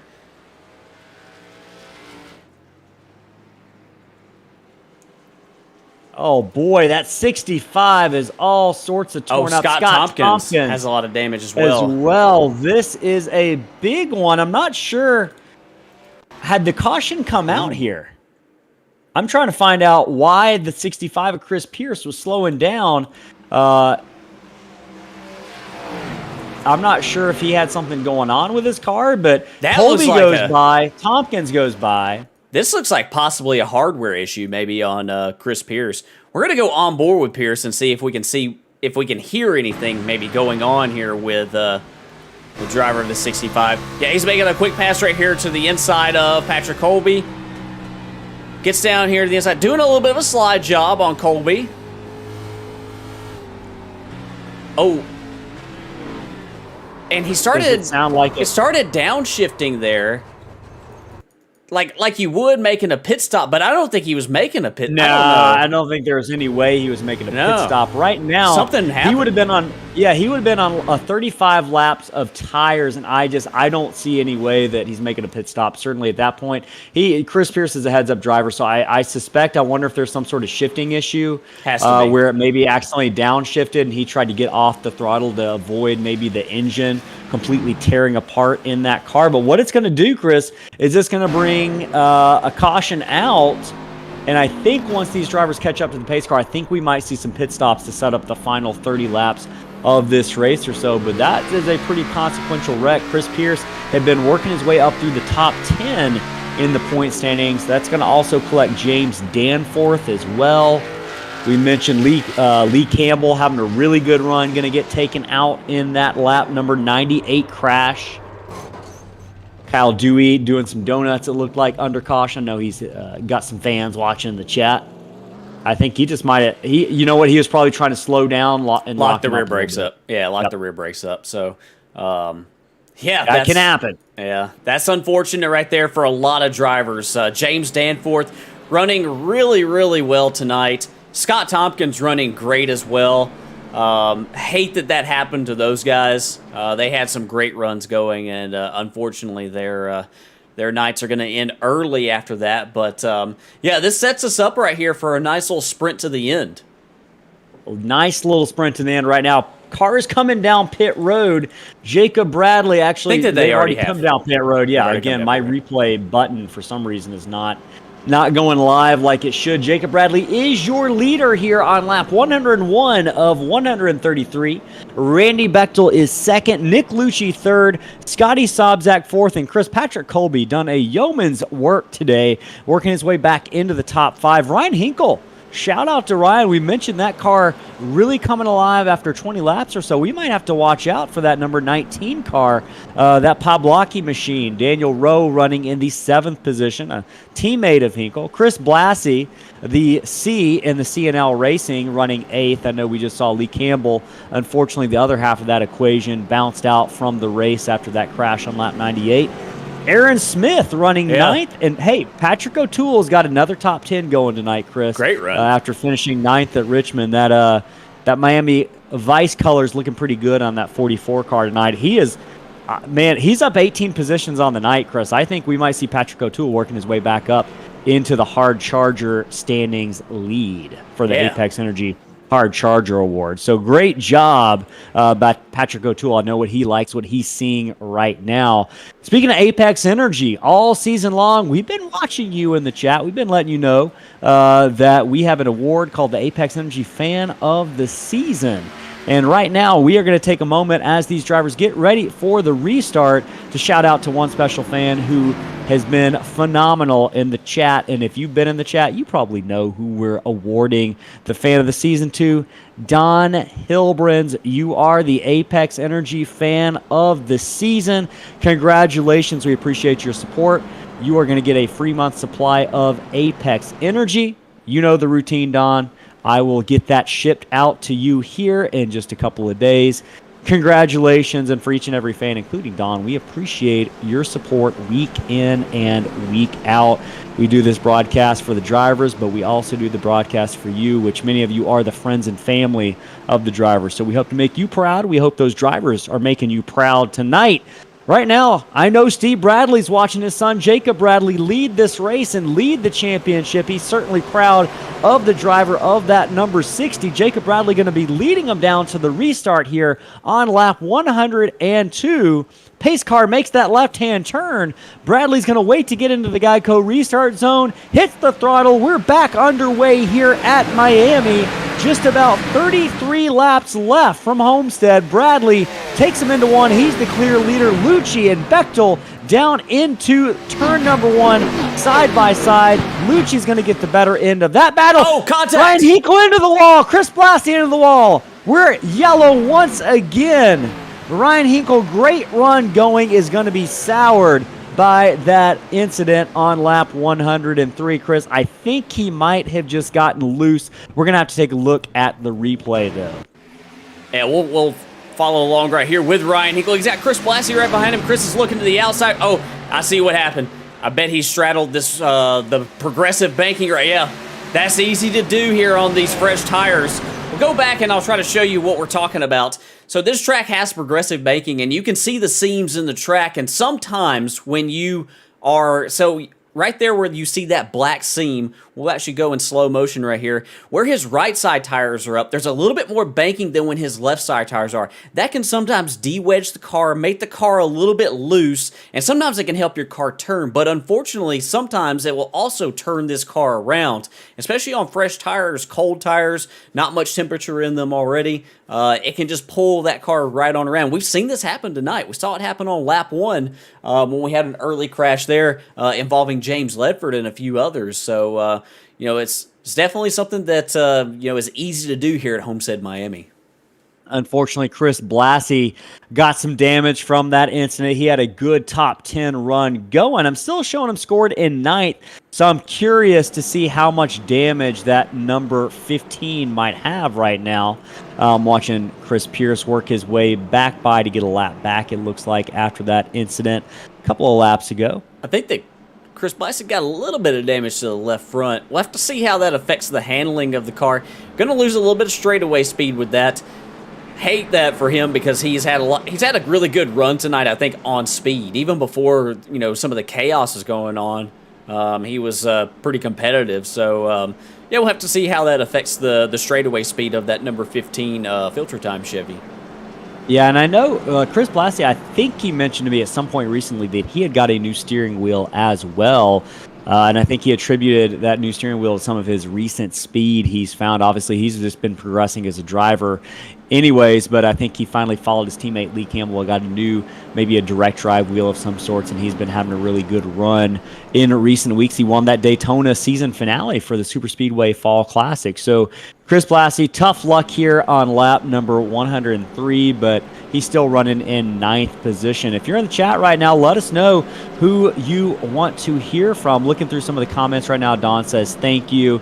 Paul Thomas said, I took 2 tires earlier, and Paul, we saw how that worked out for you, unfortunately. Oh, no. Everyone. I know, yeah, because Don had said don't take 2 tires. Fairytale Motorsports, how do you join? I'm always down for running part-time league races. You can find all of our information, Fairytale Motorsports and everyone else watching who's interested, at slingshotracing.org. You can find a link to our Discord, and all of our information can be found on that Discord for information about upcoming seasons. We're going to be starting a truck season in just about a month in January. The Apex Energy Truck Series presented by Hank Thomas Performance. We'll talk about that more on social media in a couple of days. Did you right now, back news? No, I didn't drop any news. Jacob Bradley is your leader. Lap 106 of 133. I'm Ellis Thomas, joined by Chris Smith in the broadcast booth. Chris, it's been a wonderful season calling these races with you. I know we would prefer... I don't know if I'd prefer to be out on the track. I think I would enjoy being able to broadcast and be out on the track. And my dad says, why don't you broadcast and be out on the track at the same time? We're going to try it next season. You've heard me try to play video games and talk at the same time. It doesn't usually go well, so I'm not a great multitasker. So I think I'm going to take a pass on that one. But right now, Jacob Bradley is your leader. Nick Lucci second. Because I know I couldn't do it. Do you feel like you could commentate and drive at the same time? Yeah, but I don't know if it'd be that good. So it'd be no different than every other week. But yeah. Oh, no. Don't say that. You've won more races than me. You almost won that practice race here this past Sunday. Yeah. I believe it was a photo finish between you and Nick Lucci who got by you in that final corner. So you haven't mentioned who was running second in that race all night long. So I thought I'd drop that there for you. Well, I appreciate it. But yeah, he really schooled me there on the last lap, and that's why I've had my eye on him all night, is because I know how fast he is. And a lot of the drivers that are up here near the front were really fast in that race. So had a lot of fun racing with these guys on Sunday nights, and it's given me a good glimpse into the cars, the tracks, and the drivers every single week. So I've enjoyed the heck out of doing that. Don Hilbrun says it would be fun to hear us commentate and race at the same time. Don, I think you would regret saying that once you heard it. So right now, Jacob Bradley going to lead him down to the green flag. The restart coming on lap 108. Bradley mashes that throttle. Payday teammate Randy Bechtel right behind him. Slingshots into second position. Nick Lucci going back to third. Chris Patrick Colby working on the third position here in that Alabama Crimson Tide car. 3 wide. Deeper in the field. Just about 25 laps left here in Miami. Sean Johnson has Evan Pienta right down his back tailpipes. 3 wide back for 9th and 10th position between those drivers down the back straightaway. Got another subscription here. Thank you, Fairy Tale Motorsports. Looking for the at lead. the back of the pack, but the battle is for the lead right now. As you mentioned, Chris, Bechtel is hungry in that number 51. Winless all season. He is desperate. Last chance to get into victory lane for Randy Bechtel. All top 3 drivers working that inside line right now. The first driver to be on the outside, Patrick Colby. Oh, he's loose. Really loose off the corner down the backstretch on top of his teammate, Aaron Smith, in that number 70. Also their teammate in placeholder racing, Scotty Sobczak, back there in the 6th position. Right now it's about 2 car lengths separating Jacob Bradley from Randy Bechtel, and about a car length back to Nick Lucci in the 3rd position.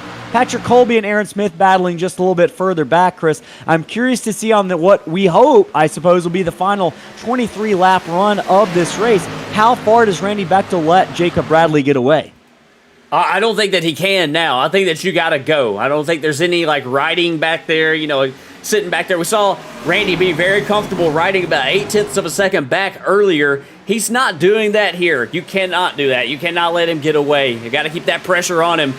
These drivers better not look back at all, because there is a driver who's coming right here, and he's in that number 70, that yellow bright car that we've seen so often here in Slingshot. Aaron Smith is closing in on these guys really fast. I feel like it's a performance every time we see Aaron Smith, where somehow he lulls us into the sense that he's not going to be a contender almost every time we see him, whether it's in this Apex Energy Series, whether it's in the Cup Series he's run a couple of seasons ago. But here we are, 20 laps to go. Aaron Smith running some of the fastest times on the speedway. Chris, that time by, he was a 10th faster than your leader, Jacob Bradley. And we mentioned it. Who's going to be the first to jump to the outside? I think we can answer that question. Aaron Smith and Scotty Sobczak. We're going to see if other drivers follow suit with just about 20 to go. Is the outside where you want to be at this point? It's about a car length back from Jacob Bradley to Randy Bechtel. A little bit loose for Bechtel. He's going to allow the number 96 of Nick Lucci to close in. Bechtel can't afford to give up that spot if he wants to have a chance at the victory tonight at the end of the race. But meanwhile, Aaron Smith, you can see yellow. Nick Lucci continues to see the yellow growing in his rear view mirror. Aaron Smith is taken to ripping the fence, that top line that loses a little bit of time on entry, but look at how much time he's going to gain. He's going to jump to the inside of Nick Lucci. Yellow on yellow action here as Lucci works the outside. Aaron Smith down to the inside. Smith looking to take away that 3rd position, working now on Randy Bechtel. Lucci's going to fight back on the inside. Meanwhile, Jacob Bradley extends his lead to about 3 car lengths. Lucci clears Smith. Smith's going to jump back to the outside, Chris. They're coming up on a lap car of Kyle Dewey here. We're going to see if Dewey gets out of the way without giving these leaders any trouble. Yeah, I see the top down in 1 and 2. It seems like the top is much, much, much faster down in turns 1 and 2 than it is down in 3 and 4. Aaron Smith's going to run up high here in 3 and 4. I don't know. Dewey in the wall just a little bit, having a hard time getting it out of the wall. Scotty Sobczak going to get by. They're going to clear him. Patrick Colby as well. Right now, Jacob Bradley is your leader. Rye Jones 2nd. Nick Lucci 3rd. About a car length between all of these drivers. Sorry to interrupt, Chris. I thought we might have trouble there. No, that's all good. And, we'll keep an eye right here on Aaron Smith. We'll see if he runs the top on both ends. I think that he's going to do it down here. We'll see what type of ground he's able to gain on these top 3 here. I feel like the advantage has all been down in turns 1 and 2. But we'll see what type of run he gets down here into 1, 2. Yeah, it's not as great down the front stretch as it is down the back stretch. Seems like the car it turns a little bit better up on the top in 1 and 2. Aaron did not go up there this time. I wonder if some of the goodie has come up out of the track down there on that end. In the laps here, since the tires have, built some temperature into them. I think you might be right about that. Drivers refocusing their efforts now on the inside. We saw some action up towards the fence several laps ago after the restart, but right now the action for the lead is simmered just a little bit. Jacob Bradley has about 2 car lengths over his teammate Randy Bechtel, about a car length back to Nick Lucci, and then about 2 car lengths back to Aaron Smith. Looks like Randy Bechtel struggled a little bit on the inside through that corner, Chris. Nick Lucci coming up about half a car length behind Randy Bechtel. Now, we'll see what they do going down into turn 3. I see Nick Lucci jumping out. Maybe a little bit of internet issue there for a moment. A little bit of a connection flash. He's able to come back, though, and seen that a couple times tonight. Hopefully that's able to maintain and be stable for the rest of the night. And seeing some drivers right here deeper in the field. Talk very, very quickly while this is going on. Sean Johnson having a great run. He's in the midst of a battle right now for the 7th position. Dan Rowe looking to the inside. And meanwhile, up in front of them, Patrick Colby trying to get around his placeholder teammate, Scotty Sobczak. He will not be able to do so as Johnson and Rowe continue to battle for 7th. Yeah, I was about to mention this battle between the 32 and the 68.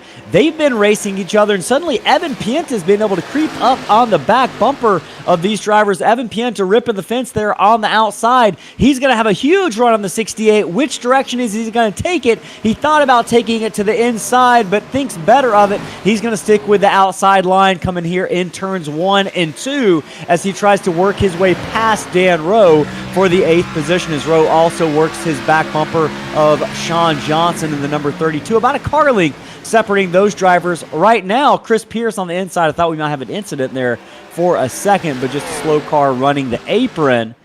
Jacob Bradley, Chris, the lead has stayed the same, but I've seen Aaron Smith go back up towards the wall. Yep. He is continuing to try to search to find any speed he can with just now 14 laps remaining in the UD Awards Championship finale for the Apex Energy Series season.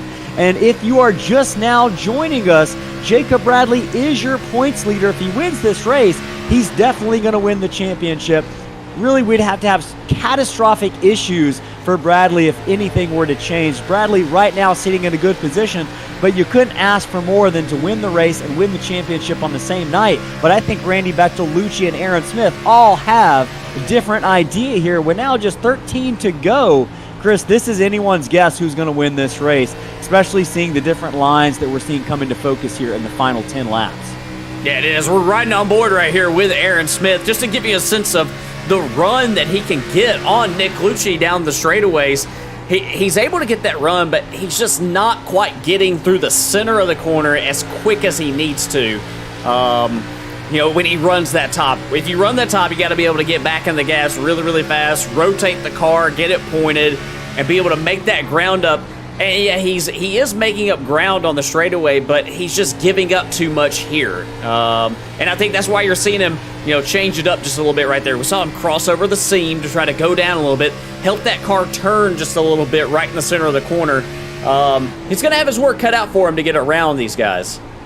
Yeah, he's definitely going to have his work cut out for him. We're talking about the 70 of Aaron Smith. He's got Nick Lucci, Randy Bechtel, sorry, in front of him, as well as Jacob Bradley. We've got a battle for the lead. Bechtel gets really close. He thinks about making a move to the inside. Jacob Bradley's going to close the door, Chris.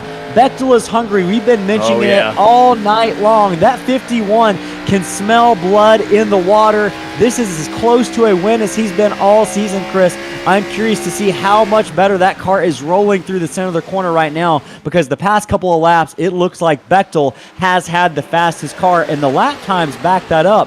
Lucci, however, just almost fractionally faster, but right now I think the edge between the 60 and the 51 might go to that white and purple number 51 of Randy Bechtel.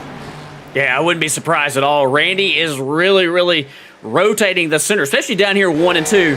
I feel like this area, this corner of the track is where he's really, really good. We saw Lucci move up high right there. I think he took Aaron Smith's line away from him just a little bit there. And did Aaron Smith have a problem? We saw Aaron get out of it right there. He's lost a spot to Scotty Sobczak. Man, Nick Lucci is making a lot of ground up here on the top. He's changed his lineup. I think he realized he couldn't just ride back there, just ride in Randy Bechtel and Jacob Bradley's tire tracks. He's doing something a little bit different here to try to gain the momentum that he needs to get around these guys. And that time by, Bradley and Lucci ran identical lap times, Chris. So that number 96, that blue and yellow car back in third, running the outside, now trying to go by Randy Bechtel for second. Nick Lucci is one of, if not the fastest cars on the track. We saw him come alive in the final stage of that practice race on Sunday night. He continues to show speed. Bechtel cannot close the door. Lucci gets to his right rear quarter panel. Lucci has an advantage here on the outside. Will he be able to channel that into a pass for second? Meanwhile, with just about 8 laps left, Jacob Bradley, your points leader and potential champion, is running away now 2 or 3 car lengths in front. But Lucci right now, Lucci was faster that time by, Chris. He was, and Randy Bechtel is giving Lucci a lot of room on corner exit. He's clearing it, but Randy wants to run the bottom, and that's going to give Lucci the spot here possibly. This is his best chance maybe. He's further up alongside of Randy going into turn 1. We'll see if the 51 can rotate the bottom like we saw him do earlier. Oh, yeah, this is a pretty good corner from the 51. He does really good work through that corner. He's going to be able to clear Lucci. Lucci still gets a run, but not like we've seen him get the past couple of laps, Chris. So Randy Bechtel saying, hey, I'm not out of this yet. Focus on me, guys. I'm running in second. I've got the better position than Lucci right now. He rotates really well through turn 3. Does he try to go up and close the door on Lucci? We mentioned how important it is for Bechtel, and in our opinions right now, he wants to be on the inside. Just about 6 laps left here from Miami. 2 car lengths separate Jacob Bradley from Randy Bechtel. No car lengths separate Randy Bechtel back to Nick Lucci. They're side by side down the backstretch. That blue and silver, or blue and yellow car of Lucci, 1 second place. Randy Bechtel also wants it. That might have been the best shot Lucci's had so far to get by on the outside, Chris, as they work their way off of turn 4 down the front straightaway. Lucci's going to have a head of steam, but it's still going to be side by side entering into turn number 1 here on lap 129 of 133. Yeah, this is a dogfight right here between these two, and neither one of them is giving an inch. And man, I like what I'm seeing though. They're being very respectful of each other. They've both got their lane that they want to run. Randy is, he is not sliding up in front of the 96 right there, even though he's clearing him on the corner exit because he's rotating the center so well. Right here, he's cleared him by a lot. Does he slide? Yeah, he's going to slide up in front of him this time because he got through 3 and 4 so well. Randy really wants to have the bottom. He does not want to have Lucci try to switch it up on him. He's like, if you're going to get around me, you're going to have to do it on the top. He gets around him. Randy Bechtel on the inside. Randy Bechtel a little bit faster that time by than Jacob Bradley, about a 10th, Chris. Bechtel is not out of it yet. We're coming to 3 to go here. Bechtel about half a car length for the back tailpipes of Jacob Bradley. It's that white and blue number 60 versus the silver and pink number 51. This is going to come down to the wire. We are turning in for a barnstormer here, a barn burner, I should say. Jacob Bradley about a car length lead on Randy Bechtel.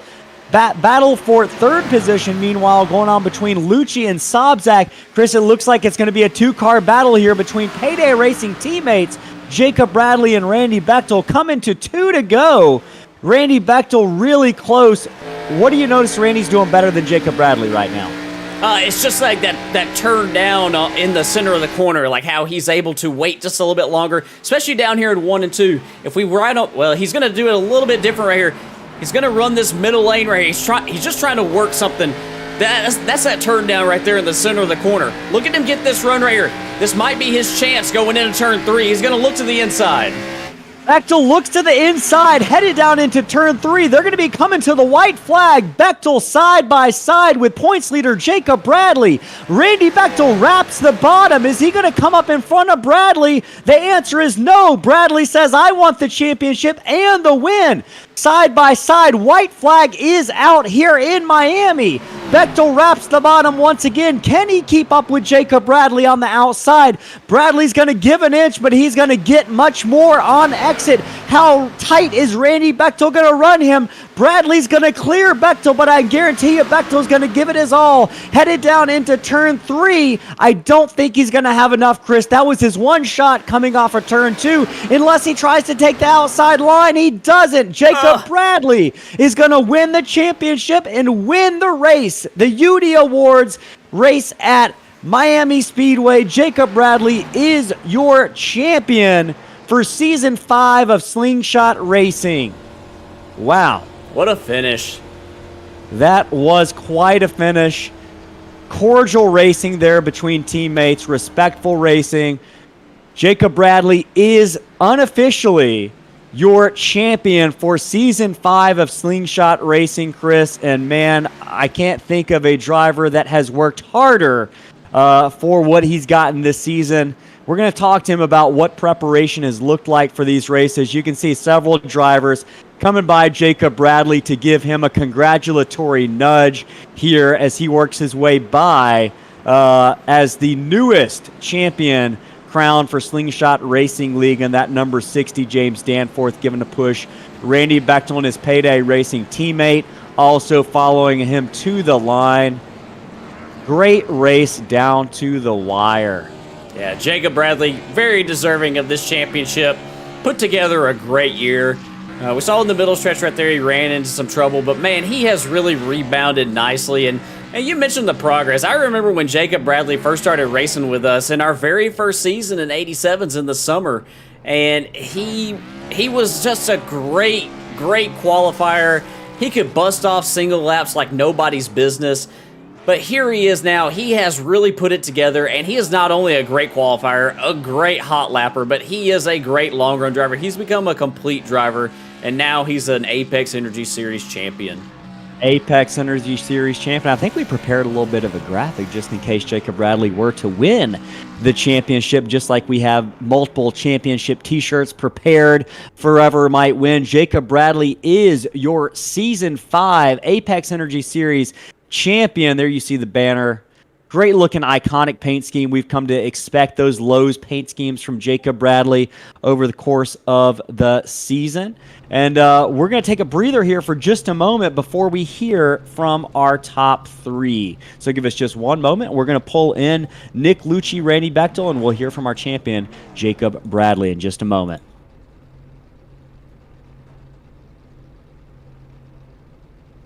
All right, so I'm going to pull in Nick Lucci into the broadcast booth. Give us just a second. Discord's changed a little bit in the last couple of days, so I have to relearn it. All right, Nick Lucci. Nick Lucci, driver of the number 96 Goodyear Toyota Supra. This is Ellis and Chris in the Slingshot broadcast booth. You got a copy, sir?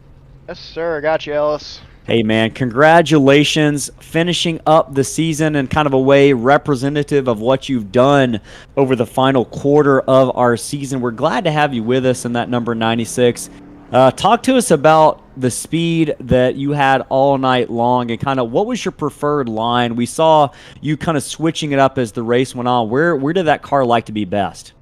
I honestly felt that I could run it almost anywhere. Obviously I didn't really venture to the middle a lot there, but no, at the beginning of the race, you know, we kind of just wanted to save tire, so we were all just running the bottom there. I really thought I did myself in after that first caution because I sped on pit road for the second week in a row. And then we just said, screw it, we're gonna try to go back to the front, and made it all the way to, we were getting ready to pass for 6th or 7th there, and then just slapped the wall trying too hard. So no, I mean, we could have ran almost anywhere, but no, it just hats off to, you know, some of the guys in here. Whew, man, this is just such a great league to be a part of. Congrats to Jacob on the championship. Yeah, I mean, it's just such a great group to be a part of. Hey, man, we're glad to have you. We wish you could have you next season. I know we kind of talked about that earlier today. You know, you can always drop that class and find another time in the schedule to take that class if you want to come back and contend for a championship. I know that might be tempting, but man, congratulations. You got any shout-outs before we let you go celebrate? Obviously, like I just said, you know, obviously shout out to Jacob. I know that's probably not the way that he would like to win a championship, but yet, you know, a win's a win. He went out in style this season, so hats off to him. Drove a great race. Hats off to everyone in this league. Thank you all for allowing me to be a part of this league the last 4 weeks. This is just, like I said, such a great group of guys. But yeah, I mean, I don't know if I might do a couple one-offs, but obviously I can't compete in the full season, obviously. But you know, hopefully we can return next season. There's always a spot for you, my friend. We'll talk to you later. Congratulations on that 3rd place finish, Nick Lucci in the number 96.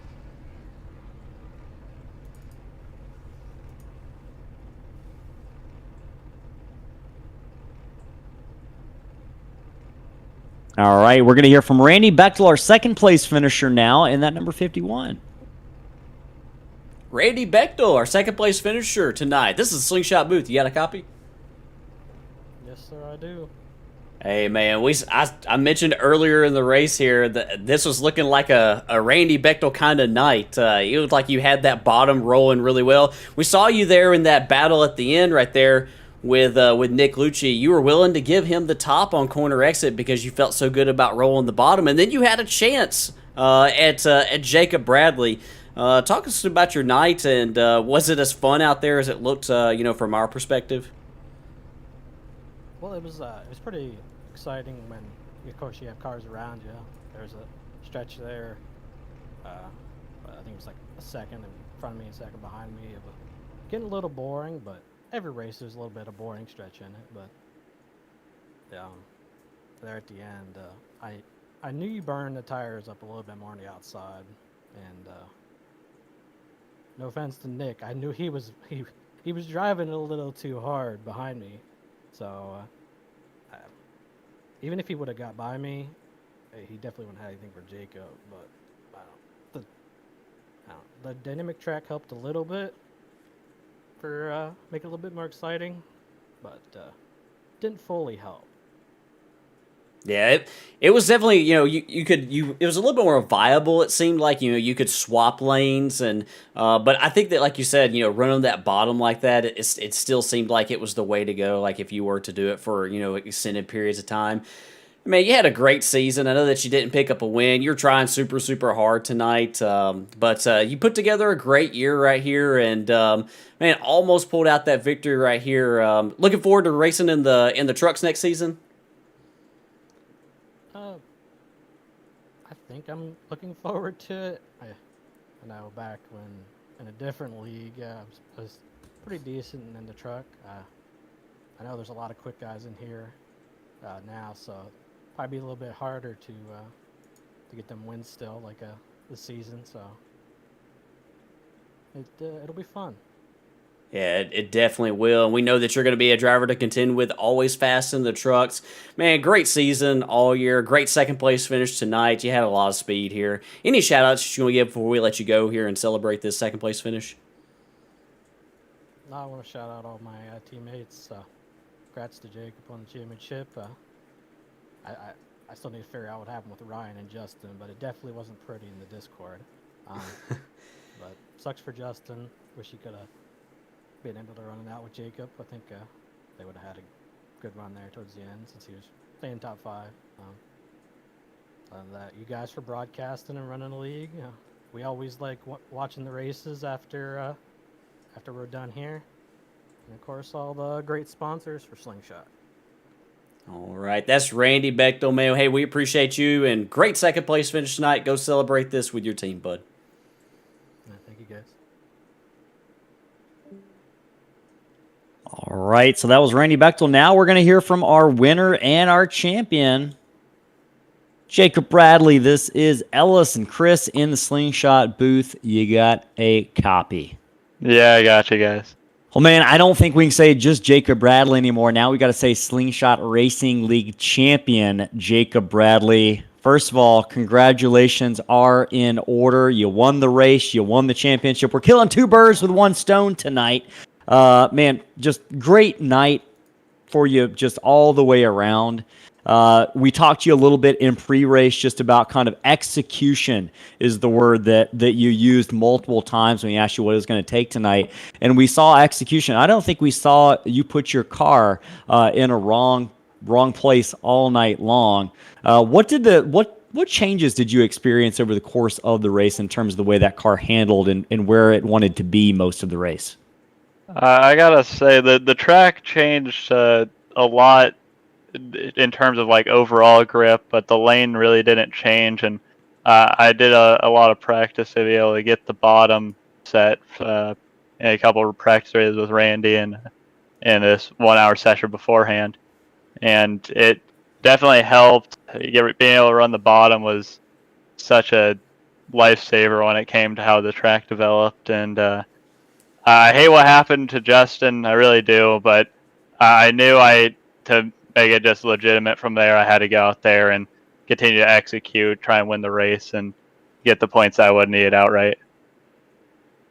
So I am curious about. I'm not going to ask about the radio conversation. We'll keep that private. But in terms of your experience, when that happened on lap 36, when that crash happened, I know that the radio probably had to go crazy in the team chat for you guys. How did you kind of compartmentalize that and run the rest of your race without kind of getting in your own head about making a mistake, kind of knowing that pending if you just ran the race mistake free, the championship was essentially yours? Well, I knew that I just needed to keep running. I knew if I was up by Randy and up near the front, that kind of put me in a spot that nobody else would kind of be a threat to get me and wreck me. So I just stayed up there, stayed with Randy, and we ran a good race. It was really fun running with Randy all race. I gotta say, I didn't compartmentalize it at first. I lost the race off of pit road immediately after that, but it was definitely a big thing in the chat, and as I said, I feel bad for Justin. Yeah, it definitely took a turn, but you had a lot of work left to do after that initial incident that kind of changed the complexion of the championship. I want to ask you about your preparation for the season. One of the things Chris mentioned when you crossed the line, and we were kind of watching the drivers congratulate you, was just how much you've grown as a driver since you first started racing with us back in the 87 series about a year and a half ago. I'm curious what your regimen kind of looks like in terms of what it takes to run at the level that you're running each and every week. What's helped you get to that point? It's definitely helped get on a race team like Payday Racing. They always put forth the amount of practice effort, and they always have telemetry so that we can always get better and make sure everybody's growing and improving. And then overall, just continuing to learn with my setups that I always do as I'm an engineering student. It makes me want to hop on the sim and just do laps at some of these tracks and test different things and see why it does that and how I have to drive differently with it. And overall, that has kind of built me into be a better driver. And I gotta say, joining a league like Slingshot, that I really sucked at saving tires for so long, and now I can finally do it. Man, we're glad that we could be the impetus for making sure that you learned that skill, and we're proud of you. We're proud of the progress that you've made. I know your dad's in the chat right now. I can see him saying congratulations. He says proud of you. You put so much time and effort into this. So I know lots of fans celebrating right now. I know Payday Racing is kind of a tough night for them, but I know they're happy for you. You could see the rest of the drivers out on track congratulating, happy for you tonight, man. We're going to let you go celebrate. We're not going to keep you much longer, but you got any shout-outs before we let you go celebrate that first championship for Slingshot Racing League? Yeah, I want to thank all my family who was watching the broadcast. I want to thank you guys for putting it on. I want to thank my team. I couldn't have done it without any of them. And overall, it's been a long season, a tough season at times, but I'm glad I was able to hold on in the end, and I can't wait till next season. Yeah, man, trucks are going to be awesome next season. We're glad to have you back on board for that. And, man, congratulations, Jacob Bradley, on that number 60. Go celebrate with your team, my friend. Thank you, guys. All right, Chris, man, this season has been a complex season. We've run super speedways, we've run short tracks, we've run road courses, we've run mile-and-a-half intermediate tracks, and it's been a test of driver skills throughout. And Jacob Bradley, we just see him every single week, whether it was at a super speedway, a road course, or whatnot, had speed every week, week in and week out. And that's why he's sitting right now atop those standings as your season number 5 champion. So congratulations to him. And Chris, man, what's been the biggest surprise of the season for you? Not to put you on the spot, but I guess to put you on the spot, what's been the biggest surprise of the season? Well, I think it's kind of easy. It's probably an easy pick, but I'm going to go with Jacob Bradley. I don't know if it's necessarily a surprise because I thought that he had it in him, but just how quickly he was able to make that progression from being a driver that can, bust off a hot lap and sit on a bunch of poles, but, really turn into a complete driver. And it's been a pleasant surprise to see that from him and that hard work. I'm also going to give a couple of shout outs to some other surprises here in the top 10 tonight. I think Nick Lucci coming on at the end of the season right here. I hate that it sounds like he's got a little bit of a schedule conflict for next season. Because he's been a great addition here. Had a lot of speed here at the end of the season, and I think that he could be a championship contender for sure. But, Sean Johnson as well, another driver that came on, after the season started, about halfway through the season, I would say. And, he put together some top 10 runs and brought home a solid 6th place finish tonight. So, good run out of him. Yeah, good run out of a lot of guys. Patrick Piper put that 8th place run. Patrick Colby, we talked about Sean Johnson as well. A couple guys finishing further back than they would like, just looking through the rest of the field. I know I will give a shout out to Wesley Pistol, Chris. He ran below 20th most of the race and winds up finishing 12th. I know he struggled in qualifying. He talked to us in pre-race about how much work he put into getting better at qualifying, and it's still just a struggle, but to come back through the adversity he faced over the course of this race and finish 12th. Great job for the driver of that orange and white number 7 Tennessee Volunteers car. We mentioned Patrick O'Toole. He started in the 28th position, moves up 14 positions into the 14th place. I think that might put him closer to that hard charger award. We'll find out later this week.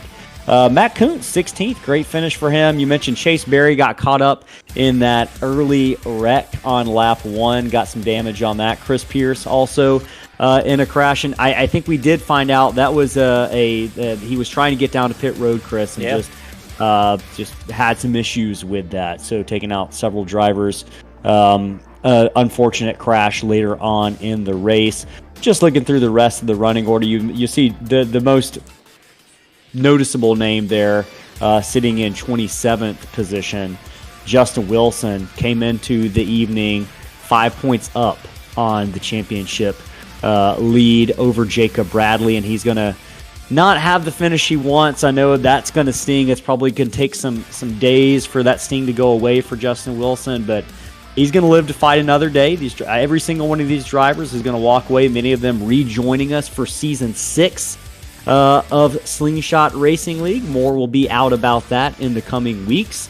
We'll have broadcasts on Tuesday night starting again in January. We might broadcast some other stuff between now and then, but great race tonight. Lots of stories that we followed throughout the race, but it all culminated in Jacob Bradley winning the championship, winning his first Slingshot Racing League championship. One last plug for our 200-plus subscriber giveaway, celebrating the fact that we crossed the 200 subscriber mark. If you go into the chat, if you're still watching, or maybe you watch this a little bit later, if you go to the very top, pinned to the top is a link to enter a giveaway. Doesn't cost you anything. Just give us your email address so we can contact you if you win, and it'll be a random drawing at 11:45 p.m. tonight. So we'll announce the winner tomorrow on social media, and that winner will get an email letting them know that they won. And we're giving away 8 Winner's Circle raced version 1/64th scale die-cast cars. Full set. It's a pretty hot item in the die-cast community. Kind of bringing back a throwback to some of the old toys that were out when you and I were collecting die-cast back in the day, Chris. I remember the Winner's Circle. Those are back, so we're giving away a full set of 8 of those. Just looks like they looked right after they won the race. So that can be found pinned at the top of the chat. Dawn Hilbruns, we mentioned she is the fan of the season. And speaking of Apex Energy and the fan of the season, I want to take a second. We got to talk about our sponsors, man. This season has been a great one. We've had Apex on for 5 seasons, and we mentioned a little bit earlier they're going to be back on board for Season 6 with the Apex Energy Truck Series. We're going to talk about some other partners we've got coming on board, but UD Awards Championship Trophy, I think this is our best one yet, man. This is a shiny-looking cup. It's our biggest trophy yet. Jacob Bradley's going to get a good look at it pretty soon, and I don't think any of the pictures we posted do it justice to just how good it looks in person. And then, speaking of looking good in person, just in a couple of minutes, Chris, we're going to hop in the general chat for Slingshot Racing on the Discord. We're giving away one of those button boxes you've seen scrolling across the bottom of the screen from Sim Racing Concepts. One lucky driver is going to take one of those home. We've given away a few of their products this season. They have been a great partner. If you are looking to upgrade your sim racing rig and just make it a little bit more accessible and functional with a couple extra buttons that are at the tip of your fingers, I think that's the way the saying goes. I'm not sure, but you can go ahead, check out simracingconcepts.com for their line of products. They've got some cool dashes. I know you've got some of their products as well, and you're pretty pleased with everything you've got from them. So, absolutely. And then so many of the schemes you saw on the track tonight were custom works by Evan Pienta Designs. Every race logo you see on the screen and on our social media is done by Evan Pienta and Evan Pienta Designs. So we could not do it without our partners. You've seen them scrolling across the bottom of the screen all night long. Check them out. You can find their links in our YouTube description. They are what make this series go around. They're the ones who provide the prizes, the payout purse for our drivers. All the graphics on the screen right now, Pierce Graphics. Chris Pierce, who was in our race earlier tonight, designs all those overlays. So the broadcast that you've come to know and love, it's made possible by Pierce Graphics. So we've got lots of great partners. I'm always saying constantly, Chris, it takes a village. Shout out to Sam Maxwell, who's been our race director for now a couple of seasons. And shout out to just everyone involved. You make this process much easier than it would be otherwise. You've done a great job of producing these races, all the camera shots we get, all the graphics that pop up on the screen. That's happening because you're clicking buttons and talking at the same time, something I am not capable of. So I'm looking forward to calling season 6 with you, but right now this has been a great season. I think we finish it off in a really awesome way that you and I are both proud of. So thank you for everything you do behind the scenes. And yeah, I think I got it all off my chest. You know, when we close these seasons, we've got to ramble through the list of everyone we're grateful for, because we don't want to take anyone for granted. This is a big operation. It's a difficult operation to run. It takes a lot of people and a lot of moving pieces. So we're grateful for every single person, and we're grateful for the viewers as well. So absolutely, and we're grateful for all the work that you put in as well. You mentioned all of our great partners, but you put in so much work into this and do a great job of calling the action every single Tuesday night, and all the social media that's done through Ellis. So we wouldn't be able to have Slingshot without you. I can definitely say that for sure. And so we're very appreciative of that. Everybody who's involved in the league, and appreciative of all the hard work that you do. And I can't wait to get back to calling the action again with you in January. Absolutely. Likewise, man. It's going to be a great off season. And Don Hilburn's just mentioned in the chat, happy holidays. We hope everyone had a great Thanksgiving, but also looking up forward to Christmas as well, whatever holiday you might be celebrating this season. We hope it's a good one. Got to spend a lot of time with your family. And man, it's been a great night, great season. I think we're ready to send it out, pack it up for the evening. Everybody, for Slingshot Racing League for the Apex Energy Series. It's been a pleasure. I'm Ellis Thomas, joined by Chris Smith. So long from Miami. So long to the season, everybody. Have a good night.